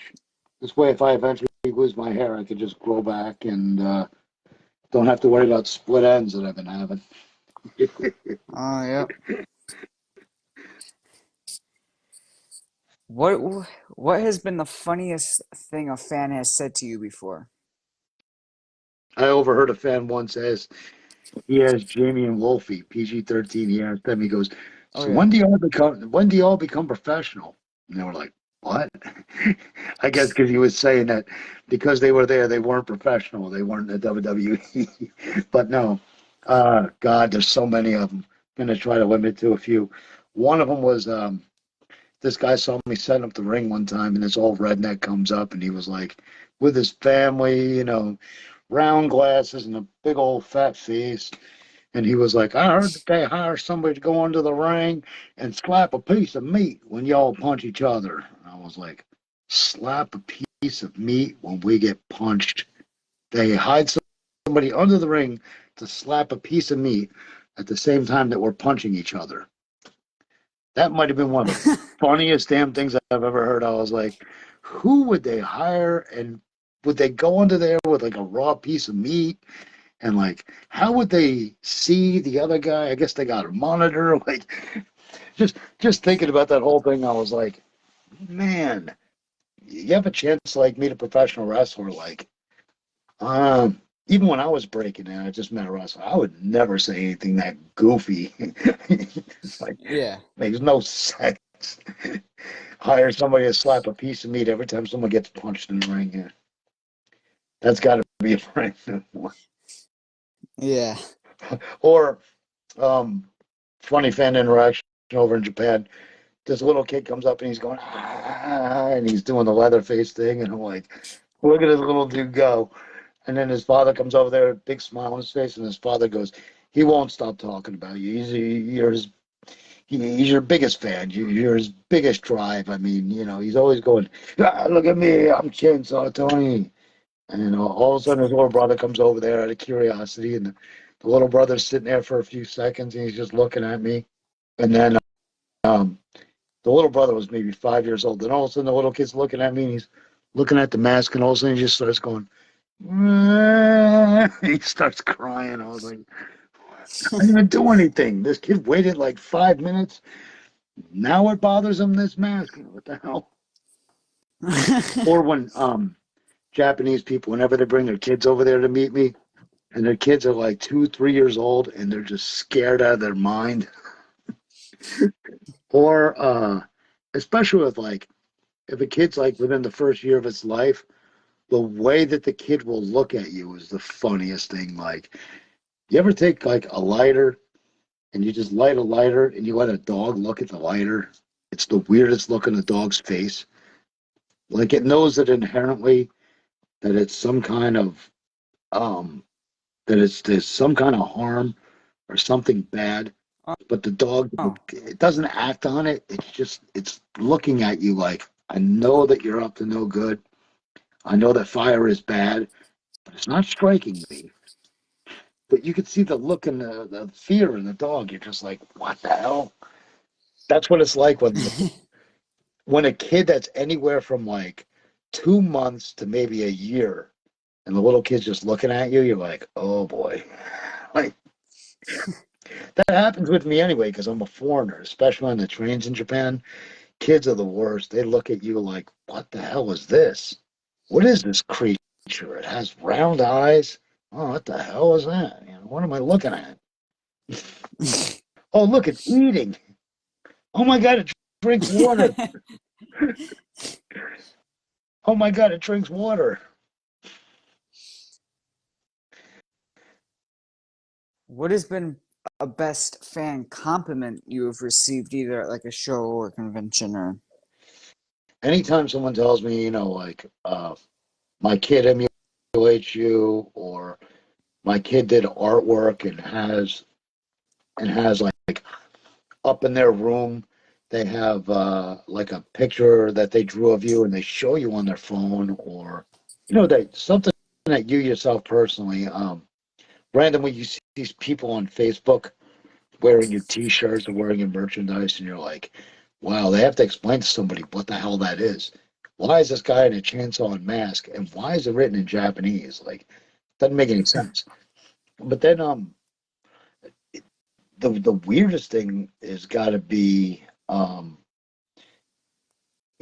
top of it all, it's like you're used to being that foreigner. You're used to not having a place there. You're used to being like a weirdo. The coolest thing is that you just own it after a while. Like, you don't take off your mask when you're getting on the train. You're like, you're gonna look at me crazy anyway. I mean, I'm sitting here, I'm drying as I'm getting out the shower. It's freezing cold at night. Like, I'm pretty sure that I look just disgusting and disheveled. I'm hauling around my my knee pads are all full of sweat. I'm pretty sure I smell at this point, even after a shower. Like, people are gonna look at you all crazy anyway. So you just kind of own it and you go, all right, I'm a human damn freak show. What do I care? Like Yeah, you've ever seen over on my TikTok account. Um, my TikTok account, you see video after video after video after video of me as a DJ last Halloween in Japan, and you can see me yeah, spinning at the table, and you can just see me tripping and raving out my hair everywhere. You see me with the mask, and I'm just like, I'm sitting there, and I'm like, yeah, got the mask on. You know what? Like, every club that you go into, everybody's celebrities anyway. So, like, yeah, whether you realize or recognize me from wrestling, or the fact that I've been the DJ at the same club for the past like 4 or 5 years, no matter what, it's like to receive that kind of recognition and somebody knows that you're like something out of the ordinary or some kind of entertainer or something, or it's an entertainment arts. That alone is awesome. That alone is like such cool recognition where you're just like, look at this, like these people, they dig it, man. They can respect the artistic merit. They really enjoy that somebody has went that far of the way to not get a haircut for 9 years and grow their hair out, and and not too many yeah, people that nobody's going to really um, push that edge, to where it becomes such a part of their life that they've altered their looks, for it.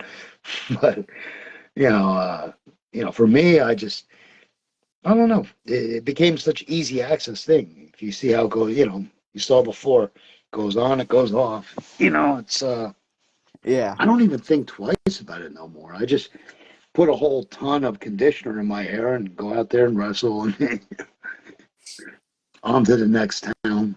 There's the thing, like night after night, those towns can wear on you, where you're just like, oh, this building again. Oh, I'm wrestling this guy again. And then you go, you're being hired to come in here to do something. This is why you have a work visa. This is why you pay taxes. And then you go back to America and you're able to pay months and months of rent that you weren't even there for, or make all your car payments and everything. And you're like, that's because I sold all those T-shirts in this town. That's because I sold all this merchandise in this other town. That's because people were, I was at the last few stickers that I had and they were selling for like $20, $30 American money a piece because I was signing them. You don't forget about those kind of things. And also it tells you too how fortunate you are and to spend your money wisely on things that are necessary and Yeah. not recreational or anything like that. Yeah, so it de- it definitely motivates and drives you in the right direction. Yep.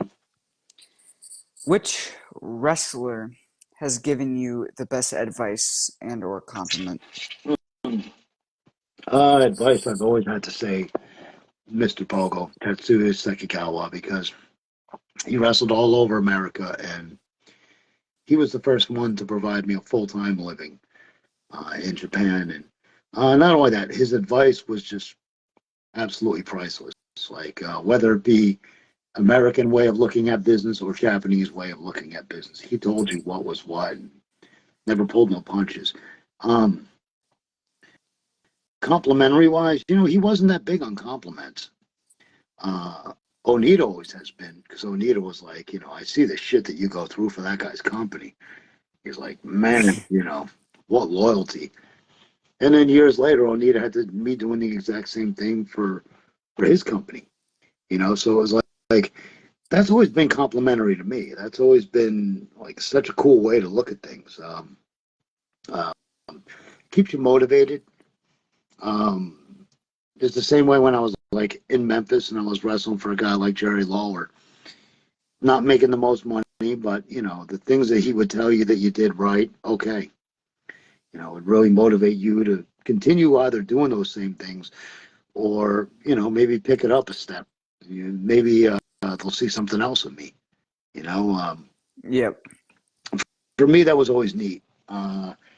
You're not going to find many bosses out there that are going to tell you oh, this was great and that was great. Most of their advice is don't ever do this again. This looked terrible. Don't, this was stupid. Don't do this, or so, um, pretty much the harder somebody was on you, the more that you would still learn because, you'd be like, all right, if it looked that terrible, I better not do this again. Other times you just get to the point where you're like, I've had it. All I've done all I've done is sit here and listen to this guy like unmotivate me and tell me what I'm doing wrong. You almost start getting upset, but then you're like, they're probably doing it for a good reason. But if it Yep. reaches, yeah, if it reaches the point where like somebody's just saying it to you, get on your nerves and piss you off, you're like, I don't want to be around this person. Yep. Or you lash out, which is the worst thing you could do. Like, I've done everything for this company. I bought enough blood to fill a battleship, and listen to the way you still talk to me. I mean, like, every now and then it gets that, and it's a side you don't want Yeah. people seeing of yourself. It's embarrassing. Yep. Do you like being a heel or babyface more in wrestling?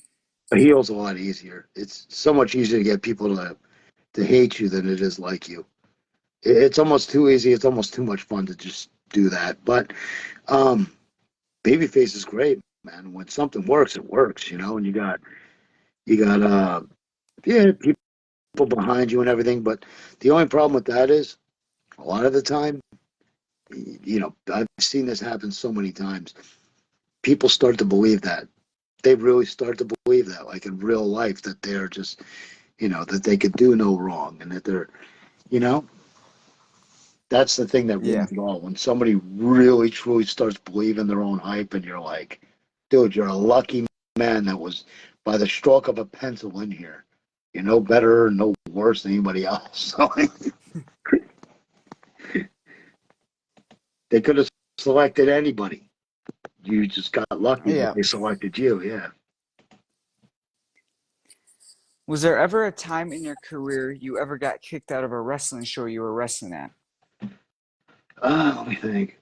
Not kicked out. I left at my own on my own, because I saw the bad moon rising.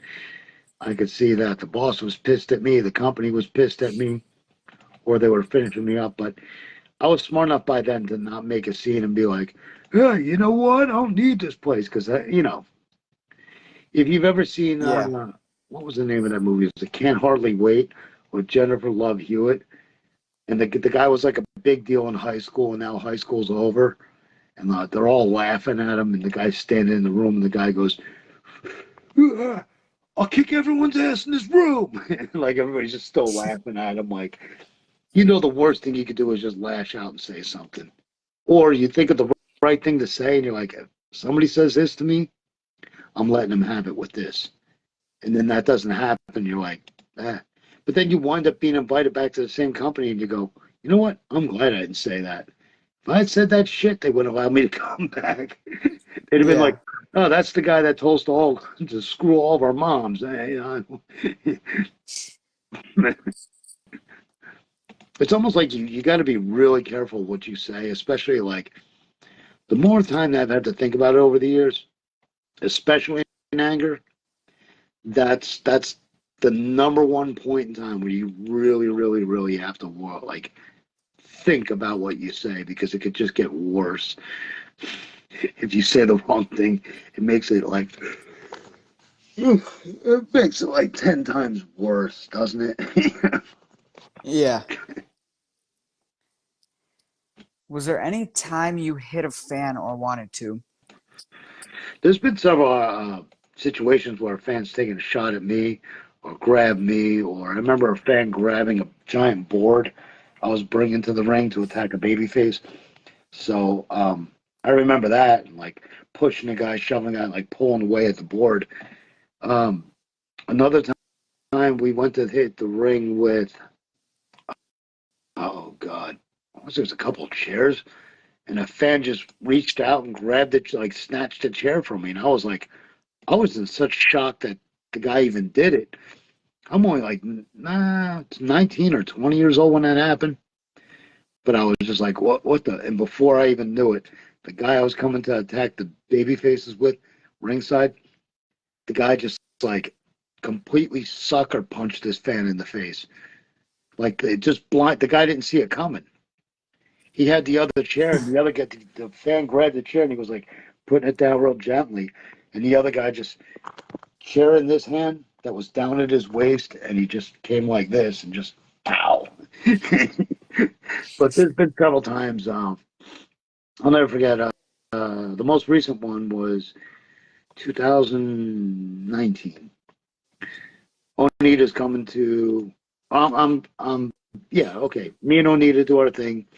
I go throw him into the chairs. He reverses me. I go over a whole like row of chairs, and I landed. And when I landed, I heard like this crunching sound. I looked over Yeah. there with a bunch of the guy's DVDs that I fell on. There must have been 3 or 4 DVDs.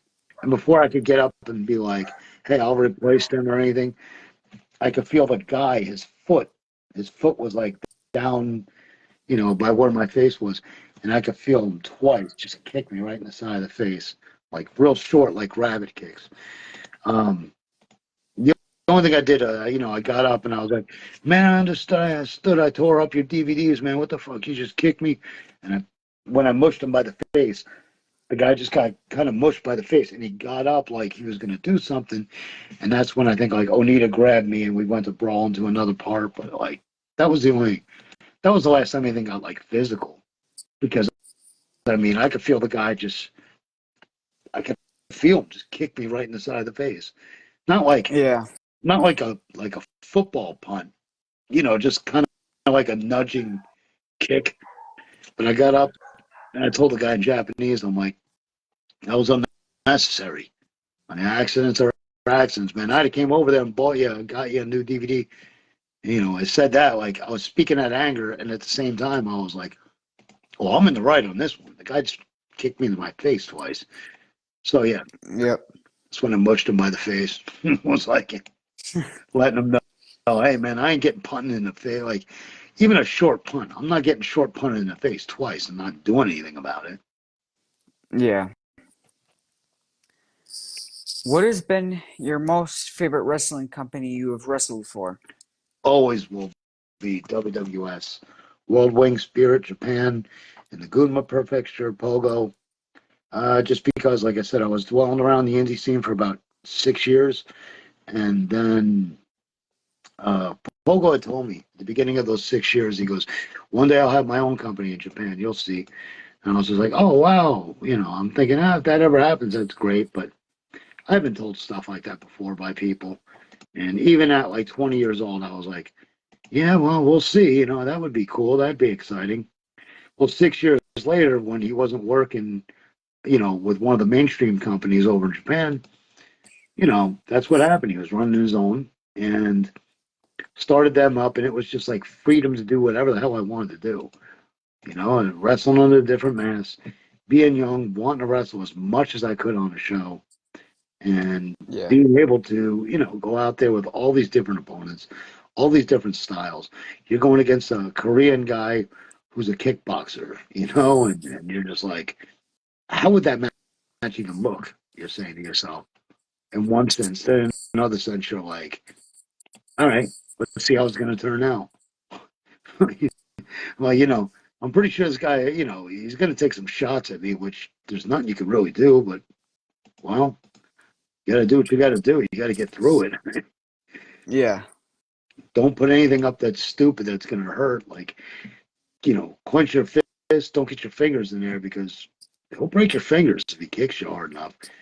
So, yeah, everything's all been a learning process, but the majority of it always came from Pogo and the World Wing Spirit. I mean, it was just right from the get go. It was so much fun, and it never stopped being fun.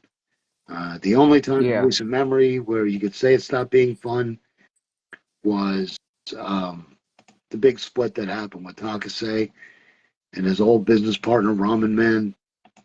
That's when WWS started not being fun because now they were telling you couldn't freelance for other certain companies, and I'm like, no, I'm an independent contractor. I'm going to freelance for whoever, whatever money's right, whatever promotion's there. You can't tell somebody who's even a full time employee. Like it's just Yeah. talk about an illegal monopoly. I mean, no. I know where my priorities lie with certain promotions over other ones. That's obvious. Yeah. That goes without saying. But I'm talking about if you're only running 3 house shows a month, and then you come to me and you go, "Hey, you can't do this on this date or whatever." I'm going to tell you, I'm only booked on 3 dates for the entire month for this company. I'm a freelancer. I got to go. I got bills. I'm not going to sit here and starve with you. Yep. I'm going to get out there and make some money. Definitely. Would you rather join DX, NWO, APA, or BWO? Oh man. Well, BWO for the hilarity, but uh, DX. Hey man, it was a bunch of guys that were having a lot of fun, and not only Yep. that, look at how white hot it was. NWO was the cooler thing, if you want to look at it that way. Yeah. They were the cooler thing, but yeah, I don't know. To me, like DX was always cooler. It was more cutting edge and more. Yeah, NWO is just like okay, here we go. Just and the watering down of it and how bad it got towards the end. It was just how many times they brought it back. They did more damage to the legacy of it. Yeah. It was like DX poke fun at themselves when they brought it back. Yeah, DX was like, Yep. Like, look at us, we're old. What what are we thinking doing half of this juvenile stuff? What were we thinking the first time around? Yeah, so Yeah.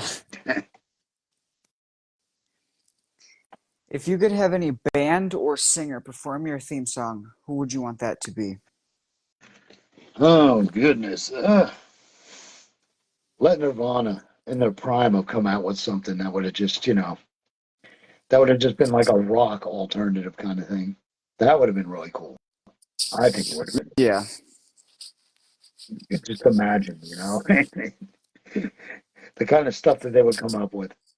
I myself was in a Yeah. crappy garage band at one point, like the mid to late '90s, and I don't know. I was like, we're not going anywhere. We're not really doing anything. And they're like, yeah, and there's a pain in the ass having to practice. And we were like, what are we doing? We're not going to catch the world on fire. We're just up here basically doing karaoke.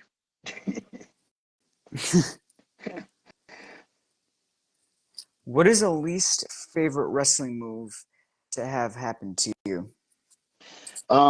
It would have to be something that somebody who didn't know exactly what they were doing was doing, And I remember one guy, he was like, "Yeah, I'm gonna put my leg behind your head, and then I twist and I do this."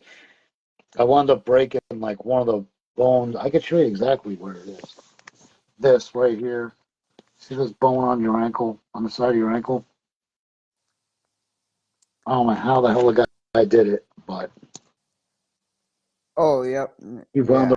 up breaking off a piece of the bone on the outside of my ankle on this bone right here. Oh, And jeez. all because he said that it was his finisher and and all that good stuff. Well, at first this guy came to me and I go, "What do you do for a finish?" And he goes, "Well, I body slam you, then I go off the top rope and I hit you with this leg drop or knee drop or whatever." He goes, "Then I pick you back up and I drape my leg over your head and I spin and I flip like this." And I was just like, "Wait a minute. Your finisher takes like 40 seconds to pull off. Like, just give me something quick. Just give me something." So I just had the thing where he draped his leg over my head and he flipped over and spun. And when he did that, I mean, he landed right on my ankle and that piece of bone popped. And I was just like, for what? To me, it's just there's things that are dangerous, which that's cool. That's going to happen in wrestling. You're dropping somebody on their head. Um, Yeah. Always tuck your chin, all that good stuff. But like to me, it just gets to the point where it's like, how ridiculous and stupid is it? You know something's dangerous, but then the guy applying it or going to do it, why is he doing it? He's just going to wind up hurting somebody. Yeah. I remember Yeah. like the great words of Chris Jericho was the first time he took the one-winged angel. He was like, "There's a move I will never take again," and it's just like, really, I don't blame you, man. I mean, at your age, what the hell are you doing taking it to begin with? You have nothing to prove to anybody. Why would you bother with that? It's totally Yeah. unnecessary. No one's going to look down on you for not doing it because really more people are going to look at you and think you're an idiot if you did it and took it, you know? Yep. What has been the hardest move you have tried to do on an opponent before? Oh my gosh. Um, because of the level of experience, I want to say the simplest moves to some people are the worst because you're like, it's a bottom wrist lock. How do you not know what the hell a bottom wrist lock is and how to, and then when you realize this person doesn't know how to reverse a bottom wrist lock, it's the most simple moves like that that are the most frustrating because you're expecting it to lead into something or for someone to take you from a wrist lock to go into like a tight waist lock or whatever. And then you Yeah. realize this person couldn't even pull that off. I'm like, that's like the very, very, very, very, very basics. That's what pisses me off more than anything about the move itself is that I'm like, how is it possible? You don't even know how to reverse this hold. Like that shouldn't piss you off. That should just be a transitional thing. Like wrestle, wrestle, wrestle around. Okay, wrestle just a little bit more. That's the easiest way to figure it all out and figure out how somebody is in a ring. Is if just from the basics, and knowing that they can do this, they can do that. It's like when you see that people don't even know how to do that. You're like, how is something this basic pissing me off so much and just so hard for this person to pull off? You're like, what the hell is the matter? Like, if you didn't have the proper training to at least know that, what are you even doing out here? How did you wind up coming out here to begin with? Like, oh man, stuff like that is more frustrating than anything. Anything. Yeah. If you could take any signature move from any other wrestler and use it, what signature would that be? Oh, geez, man. Because some guys come up with great stuff, man. You know, Yeah. at first, everybody loved the Death Valley Driver, like in the late 90s. And then when you saw like John Cena doing like a G-rated version of it, you're like, oh no. Like, he made a Death Valley Driver uncool because he just like lets the guy go and flings him. It's like the whole thing was, Yeah. it's a driver. They're supposed to be driven. It's like he just kind of flings them and lets them go. I'm like, stuff like there's so much stuff that you watch that could be frustrating to you because you're like, how could they not make it look so great? But the STFU, you're like, oh geez, like his hands are clasping and he's nowhere near the guy's chin or anything. Yeah. But oh man, I completely stole from Terry Funk the whole, when you put your, the eye rake where you put your foot on top of someone's forehead, but then you spin around on the one foot. It's like an eye rake that goes around in a circle with your foot. Oh, okay. Yeah. So I mean, I've stolen that from the second Leatherface. I stole his moonsault from the top rope to the floor.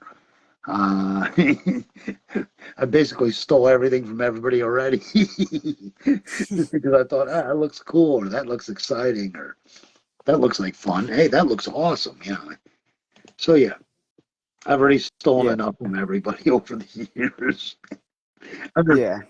I remember when I went to CZW the first time with the mask. So, my friend told me, he was like, "Yeah, he's like he took his nephew. This is before the guy even knew me." And he said, "Yeah," he said, "when you came out with the tie, the dress shirt and the tie and the mask like this, he was like, he was saying it's mankind." It's like, I was like, it's a kid, man. Of course they can say all kinds of crazy stuff like that. Yeah. But yeah, I've stolen everything from everyone already. I've stolen enough. Yeah. So when you did stuff for the WWE as an extra, what exactly did you do for them and stuff? um, Everything from one time we carried out King Mabel Viscera. We carried him to the ring, on Oh, wow. Crown and the Scepter. It was me, TD Steele. There's a whole bunch of Memphis job guys. Um, Everything from that to when they ran the one time at the Pyramid in Memphis, when they had the like uh, it was Bob Backlund doing like the step testing with Mick Foley, and the Iron Sheik was there, like telling Foley what to do, and like, yes, go, go. Like I was over there by that before the Rock attacked him with like one of the plants or whatever. Um, all kinds of silly stuff. When they came to Memphis, I was one of the guys that ran in and got super kicked by Shawn Michaels on Monday Night Raw. So it's me and a whole bunch of other Memphis guys that did it. So yeah, it was like no matter what they call you down there, you just be down for anything. You never know. It could wind up being a foot in the door. Not only that, 250 a night was better than what most independents were paying around the area anyway. Oh, yeah. Yeah, there you are. You're talking. Besides, there's other ways of hustling and getting money. I know Jerry Lawler came to me during a Monday Night Raw, and he said Triple H is very sick, and he said, but he hadn't eaten anything all day, and he wants a steak. He's like, take him by Poor Henry's over off of where the hell was it? Memphis. I think it was off Poplar Ave, like right by Poplar. He goes, take him over there. It's nice and quiet. And he said, it's a Monday night, so it shouldn't be too busy. And he goes, you know those people. And I go, yeah, sure. And so I was like, next thing I knew, they had me, next time I saw Lawler, he handed me an envelope. He was like, "Hey," he said, "it's a good conversation piece, this, that, and the other." So there was always stuff like that, like extras would get stuck doing. One time I showed up there, and they called me down there, and they didn't have anything for me, and they still gave me a $250 check. So I was like, Oh even wow. better. Yeah, I'm like, my attitude is, well, the less I have to do, like I'll earn my money if I got to earn my money, but the less I have to do to actually get paid, all right, it's like we win. Yeah, To me, definitely. that's like a big victory for us. Like, yeah, we got money for doing absolutely nothing. So, Yeah. yeah, that from that to Tonka, Diesel, Crush. I'm trying to think of all the guys that beat me up on that TV. But yeah, the funniest thing is like every time I went to go up there, they would just be like Jason Elliott, Jason Wright. They would always be like a bunch of just random. And I'm like, how do they even decide these names? Like, and it was because like I would go up there with like a gimmick name, and they'd be like, you can't use Spanish Fly on, it's too strong for TV. And I'm like, I don't know. And they're like, well, what? And I was like, you wrestlers over just be a little different guy, a little extra.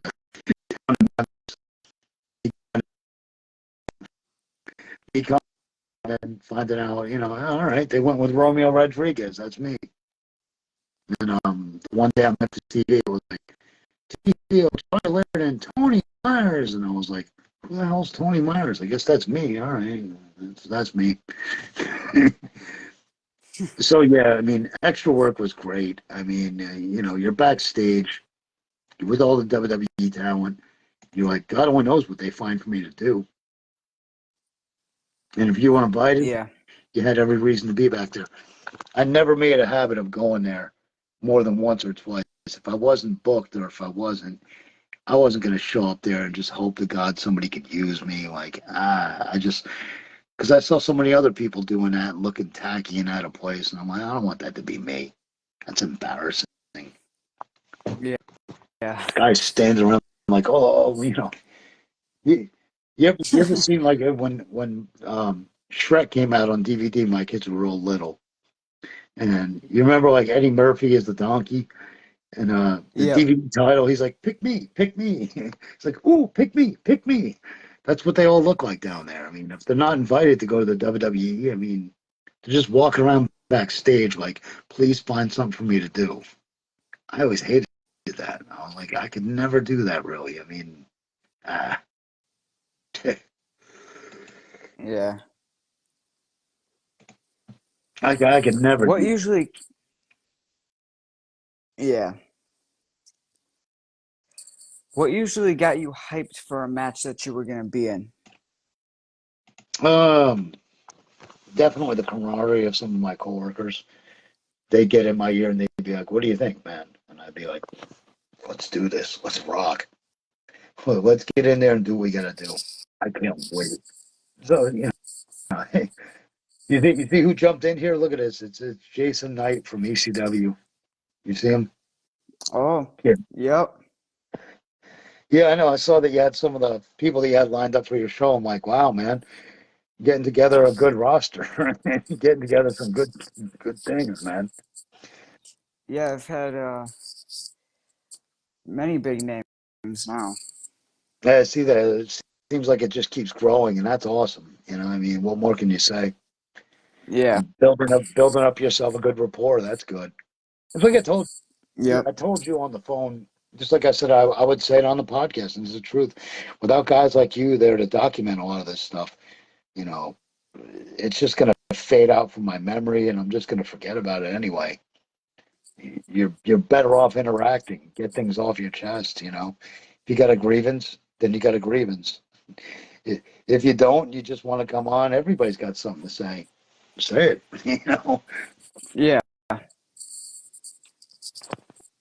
Unless it's all just truly slanders and negative, and I could never be one of those people toward wrestling. I guess so many of my friends I have moved on from wrestling, and they just they'll talk bad about her, bad about promoters, or bad about experiences, and it's just like then that means that the time that we spent there was a big waste of time because you didn't like it, you got nothing out of it, it was nothing for you, blah blah blah, and it's just like then what was the point?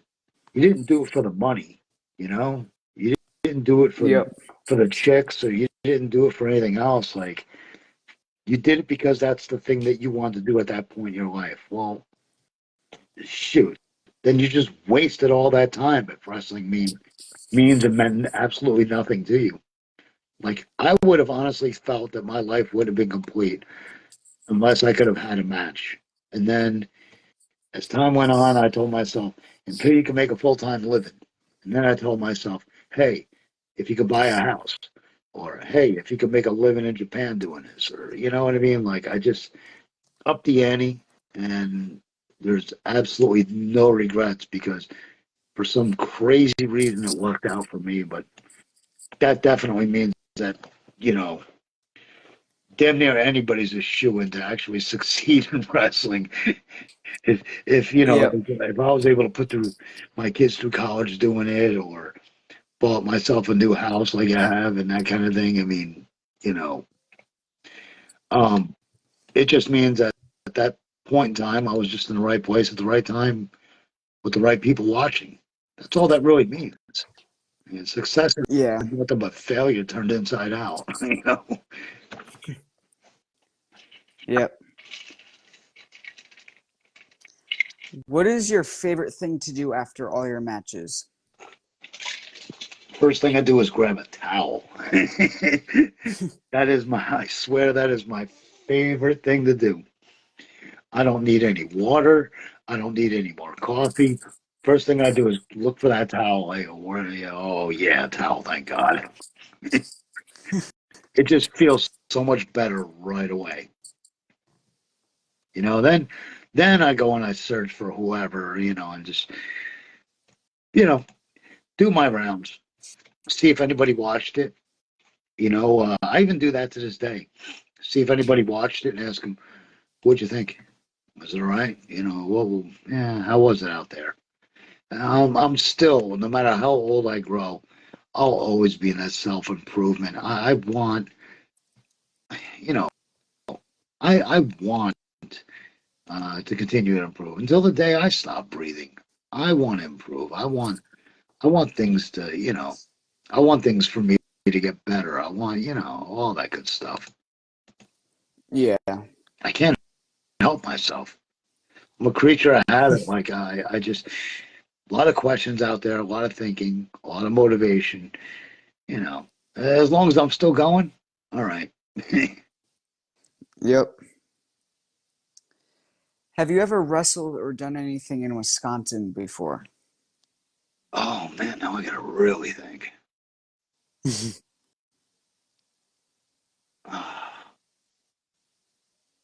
Nothing is coming to mind. Oh my God. I think I'm drawing a complete blank. That might be the only state that I have not wrestled in. Oh wow. I've been up to Alaska. Um, Hawaii was like 2 weeks. Uh, wow. No, never Wisconsin. I think everywhere else on this planet but Wisconsin, it feels like. I hope someone books you up here sometime soon. It'd be nice just to say that, just to at least say that I've done it. The only problem remains is that like I'll get more with a regular job and working a regular job, like in one night than most people are able to like offer or whatever. And as a wrestler, that's so frustrating because you're like, like for me to have to take off work and I'm gonna earn less money.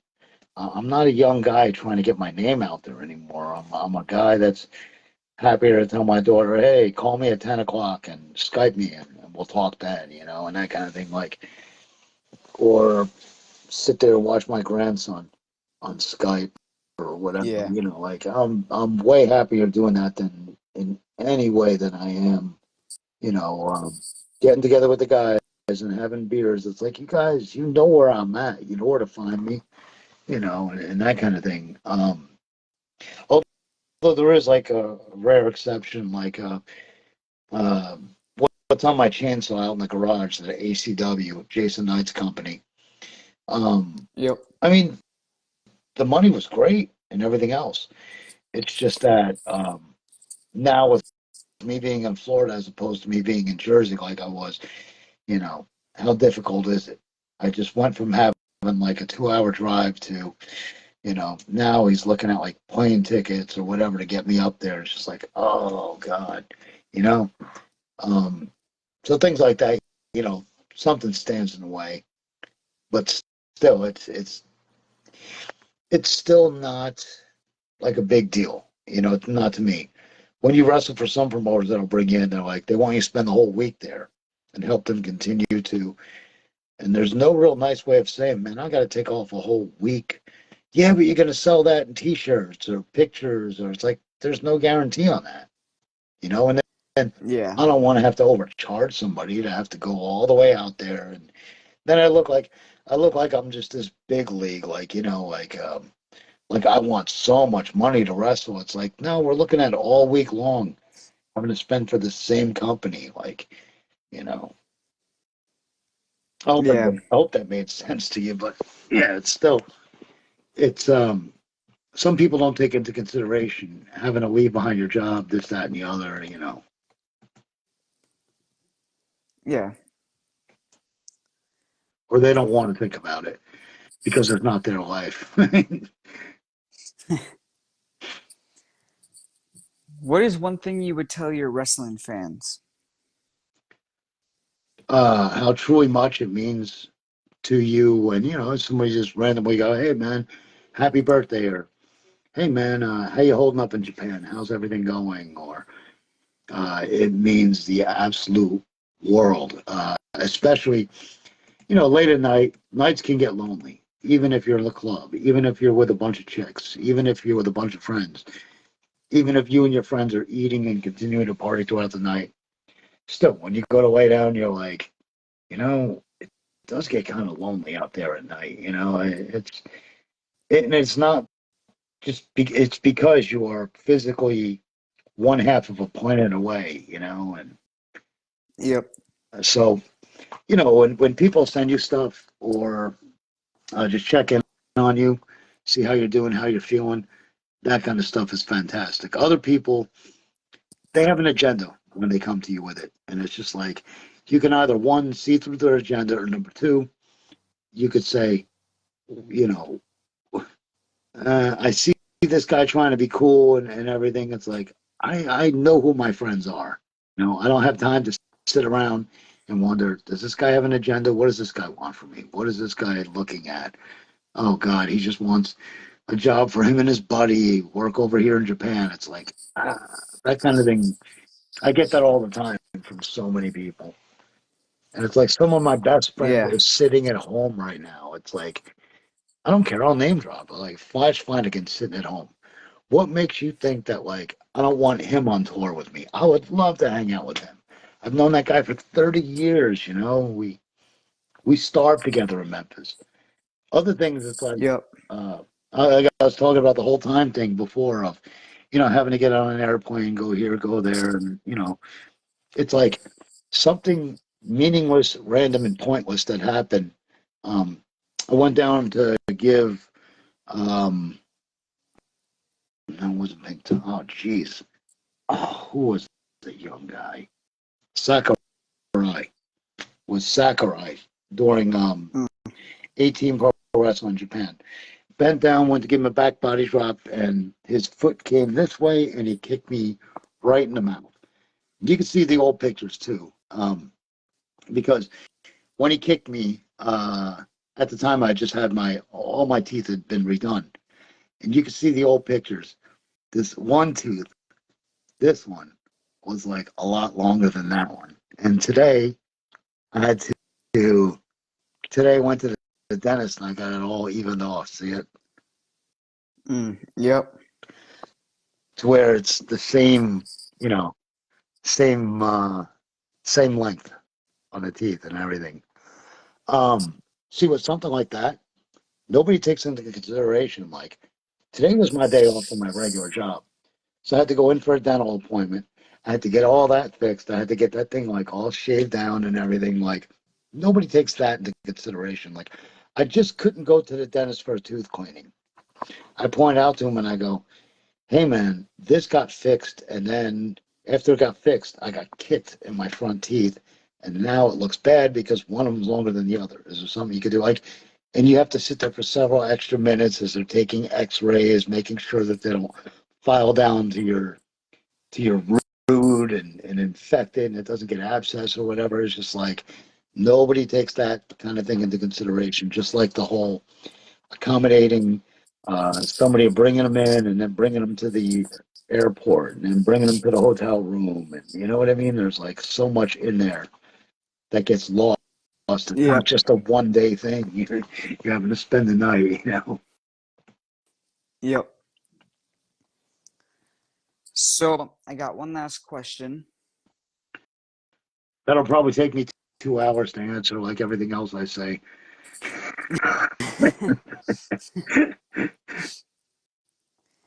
Do you have any advice for me to become a wrestler? If it's what you really, really, really want to do, so help me God, do it. Do it because I'm going to tell you right now, what if? What if you were born with a condition where you were not allowed to? You could never become a wrestler. Or somebody said, there's no way. Back in the day, it was, you're too small. You're too this, you're too that, you're too young, you're too. Nowadays, it's much easier. Take advantage of that because you do not want to reach 30, 35 years of age, 40. Eventually you meet a girl, you start dating her, she becomes your girlfriend, then you get engaged, you get married, then you start having kids of your own later on. You don't want to be one of those people looking back going, what would have been like if I ever tried that? At least try it. At least give it a shot. If you say, that's ridiculous and I don't want to, or I'm just burned out and I'm bored with it, or I just don't like it, that's excuses and things for you to live with for the rest of your life. And a lot of people, they make the right decision by going, I don't need this no more. I have this, I have that. I chose to invest my money in dominoes and buy into two different dominoes. Um, it was always good to know that because I never had to depend on wrestling. Wrestling wasn't my end all, tell all, be all. Because what if I fell on the stairs and shattered my spine or something? Like, how would have I been able to support myself? Well, I invested Yeah. in something and then put into a regular job, something that I'll carry with for the rest of my life, ownership in the company, my own dominoes and that kind of thing, the ones that I invested in.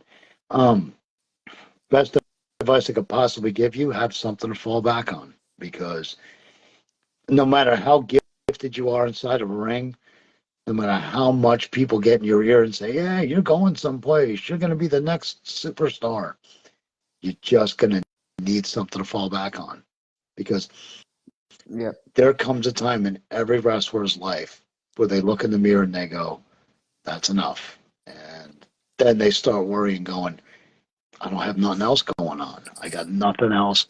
What am I going to do? Work in a warehouse? Am I going to work in a factory the rest of my life? Like, I, I, I have coworkers who drive for Domino's, and that's all they do for a full time living. And some of them are the happiest people I've ever met. They're like, I never had to, they didn't have to worry about this, that, or the other. They're able to pay their bills, full time job, and they love it. They truly love delivering. They like seeing the smiles on people's faces, just as I like seeing a customer walk in the store. Hey, buddy, did you have an order placed? What name's it under? You know what I mean? As long as you're finding something that's honest and finding something that it is that you can do until you're 90 years old or makes you happy, do it. I mean, I'm running my own shows in Japan. I have 5 dates for something called Tony Myers 50 and middle aged and crazy. 50. I'm going to be 50 years old in January. So it's like, it's Oh another wow. another faucet in pro wrestling that I just love is that I'm able to run my own thing. I'm able to, put my friends to work. We're able to wrestle each other, beat each other up, and make money and have fun. And you know, seeing people out there that buy Yep. tickets, yeah, I mean, there's so much advice that applies here, and it's basically just a compilation of everything that I've been told. And I did it my own kind of weird way, but I did follow the template of having something to fall back on. And, you know, it's good not to take no for an answer. Forgive the double negative. It's a good thing that you're so, you know, you want to attack this thing and you want it to become something. That's great. That's fantastic. But who knows? You could along the way find something that, you know, even if you're not the best student in the world, if you find that one thing that you enjoy and love doing, there's schooling for everybody for everything out there for it. You know, Yeah. it's funny how it works out. It really is. Life just Yep. finds a weird way of working out as long as you're honest and you got something behind it. When you watch people try to take shortcuts, I just put it out on Facebook a couple weeks ago or a couple days ago, actually. I go, what the hell makes people commit crime so bad down here in Florida? Why do people wait to come down here to pull the most numbskull? You're like, is the jail food better? Do you think that you're going to get more leniency? You think it's like, why? Why? You could have committed these crimes in your own neighborhood. I don't know. People are weird. People are strange. Yeah. Well, thank you for that. It's the least I should do, man. You're here. You're documenting so much of what I have to say. I mean, what else can I say? If I met a stranger on the street and started telling about wrestling, or just imagine the way that they would look at me. Yeah. But man, I appreciate you for the platform and opportunity, and wrestling's what you love, man. There's so many damn things in wrestling, between referee, between booking, between ring announcing. I mean, there's just an entire wrestling itself. Wrestling's always going to need ring announcers. It's always going to need commentators. It's always going to need somebody who's willing to go the extra mile and contribute toward it. And wrestling has a bad habit of eating its young like that, of taking advantage of people like that. But that's everywhere in the world. It takes advantage of Yeah. people that put in the time, put in the patience, put in the work. That's everywhere you go. I've Yeah, yet, definitely. I've yet to meet a human being that's like, I'm being paid way more money than I should be. Nobody's dumb enough to say it. Yeah. Well, thank you for taking your time out to do this as well. Yeah, appreciate the platform, air and opportunity, and freedom of expression. It's like I told you, man. Without someone like you here to document it and ask the questions that you wanted answered, and you know, uh, probably provided people with more answers and a little something else that they didn't know about me. But yeah, yeah. Oh, my Yep. buddy Stuart Kemp, he's weighing in with how we saw Rick Patterson this past January. Yeah, I hope to see Oh, him at yeah. Cauliflower. Yeah, Rick is such you can't overstate what a kind-hearted human being he is. And the strangest thing about him is he's so humble to it all. He can't believe how many people remember him, and it's just like, man, it's like what more could you possibly say? Yeah. Well, I think I'll let you go. And again, thank you for taking your time out to do this. And I hope you have a good rest of your night and whatever else. Well, like life, it is what you make of it. And let's see. Let me see if I got to. I don't know how good of a shot you get of that. Kind of looks like a little bit of a shrine or whatever. But the chainsaws, these are all toys. Magazines I'm Oh, in, yeah. stickers, wrestling figure, which, they got my hair and everything. The barbed wire FMW even. Look at this. This is just in my room. These are all posters from Japan. I don't know how well you get to see all this, but see them one by one. Wow, yeah. Yeah, every last one of them with me on it.